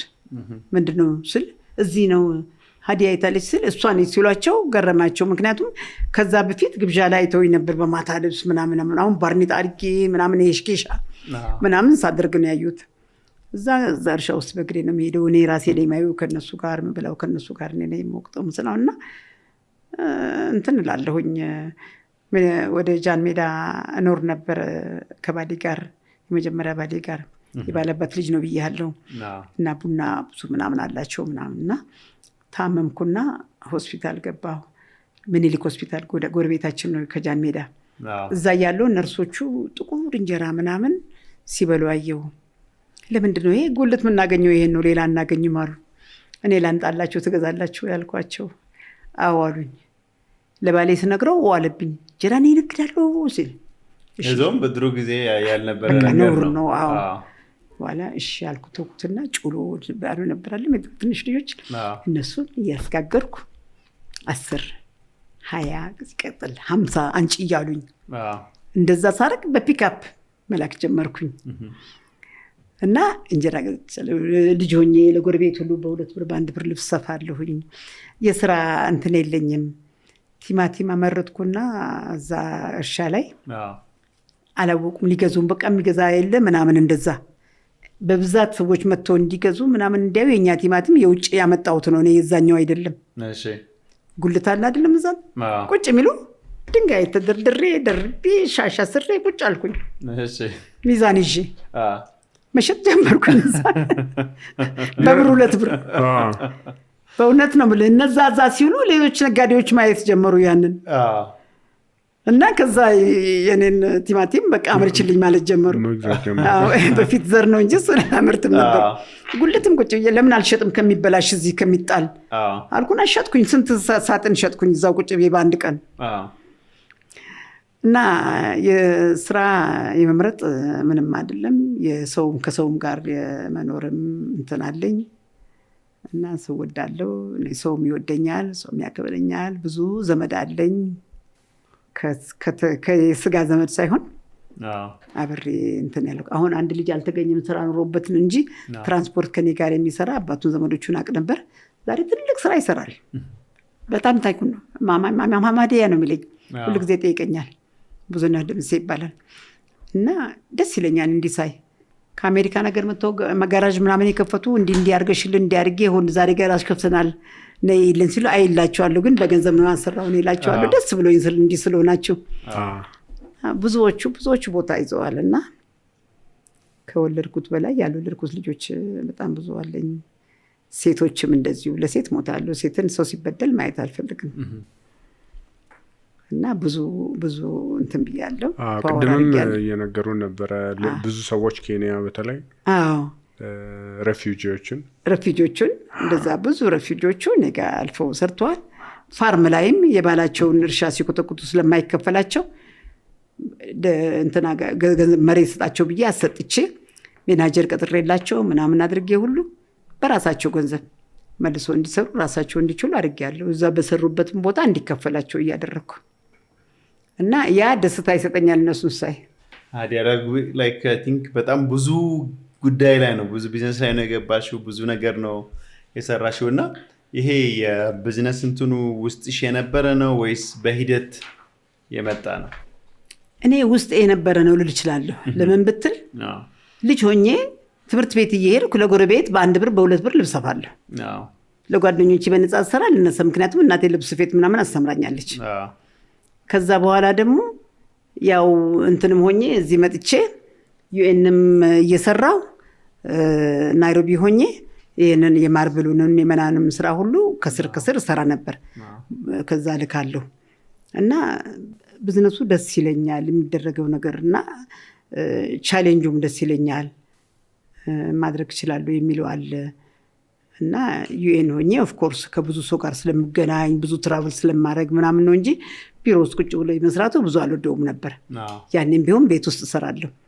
ነገ ሰርግ ቢኖርብኝ በደንብ ልብስ ሰፍቼ ዛሬ ለብሼ ነው ነገ መሄደው እና ብዙ ዲፕሎማ ሲንጀር ሳባ ምናምን የሚባል አለ። ያ ሁሉ ዲፕሎማ አለኝ እጠልፋለሁም። ለዚህ ነው ያልሰራሽው ምንድነው ብትለኝ የምልህ። ቤት ውስጥ ደግሞ ጥሩ የቤት ባለሙያ ነኝ እና ከውጭ መጥቼ ደክሞኝ ለመግባት እንዴት ዋላችሁ ምን እየሰራችሁ ነው ብዬ ስገባ ስሰራ ሳይ ሳላቀው ቦርሳዬን እዛ ቁጭ ብዬ ከነሱ ጋር ስራ መሽማሽ እና የመጨረሻው ትልቅ ጥያቄ ነው ያለው።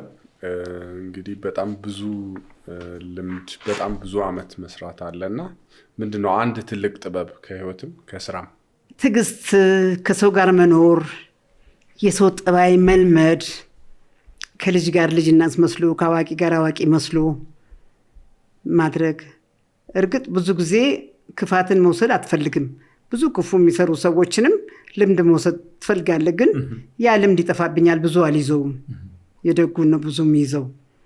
ተናግሬ አሁን ቆጣለሁ፣ ጮሃለሁ። ስናገር አሁን ዛሬ ልመርኩ ነገ አንድ ነገር ብታጠፋ ጮህብሃለሁ። ግን 2 ደቂቃ ነች ወዲያው ተዋለሁ። እንደልጅ ጮሃለሁ መናገራለሁ እና ቂም አልይዝም እና ከስራው ያለው ልምድ ማለት ከሰው ጋር መኖር አብሮ ሰው እንዴት እንደሆነ ሰው ጥሩ መሆኑን ከሰው ጋር መኖሩን ብዙ ነገር አይቻለሁ። ክፉ እንደመሆኑም ደግሞ ብዙ ጥሩ አለ። ሰውን ደግሞ ክፉንም ሰው ጥሩ ልታደርገው ትችላለህ ከፈለክ ተመልሰዋለህ። ሌባን እንዳይሰርቅ ልታደርገው ትችላለህ በማስተማር በመንገር ምን ሆኖ ነው የሚሰርቀው ያንን የሚፈልገው እና በእውነት እኔ ብዙ ያስተማረኝ ከልጅም ከዋቂም ጋር ከምንም ጋር ስኖር ከነሱ ጋር እየተላመድኩ እንደነሱ እየሄድኩ እያለሁ እየሰራሁ ነውና እንግዲህ እንጃ ጥያቄ መልሼ እንደሆነ ትልቅ የሰጡት ትምህርት ትዕግስት ነው። በጣም ብዙ ትዕግስት አለኝ። ቂም አልይዝም። አሁን ተናግሬ አሁን እረሳለሁ። ሰው ሲሰቃይ ማየት አልፈልግም። በጣም ነው የምናመሰግነው። በጣም ብዙ ነገር ነው ዛሬ የተማርነው። ረጅም ታሪክ፣ በጣም ኢንትረስቲንግ የሆነ ጉዞ ነበረ። በጣም እግዚአብሔር ይስጥልን ጥሪያችንን አክብሮ ስለመጡ። ለእናንተም አመሰግናለሁ። አይ ሆፕ እንግዲህ እናንተም ወጣቶች ፋታኛ ይላል ኬንያታ እንትና ሞይ ኬንያታ ምን ማለት ነው? ኮቴን ተከተል ፋታ። ስለዚህ የኬንያታን እንትን እከተላለሁ ነው ያለው። ስለዚህ እናንተም ጥሩ የሚሰሩትን ያሉትን የስራውን ሁኔታ ከሁኔታው ጋር እየተከታተላችሁ አድጋችሁ ነገ ትልቅ ሰው ሆናችሁ ልጆች ወልዳችሁ ልጆቻችሁን የምታስተምሩ ያርጋችሁ ብዬ ምርቃችኋለሁ። አሜን። እናመሰግናለን። በጣም ነው የምናመሰግነው። መሪዎች፣ የዚህ ሳምንት ፕሮግራማችን ይሄንን ይመስል ነበረ። መልካም ሳምንት።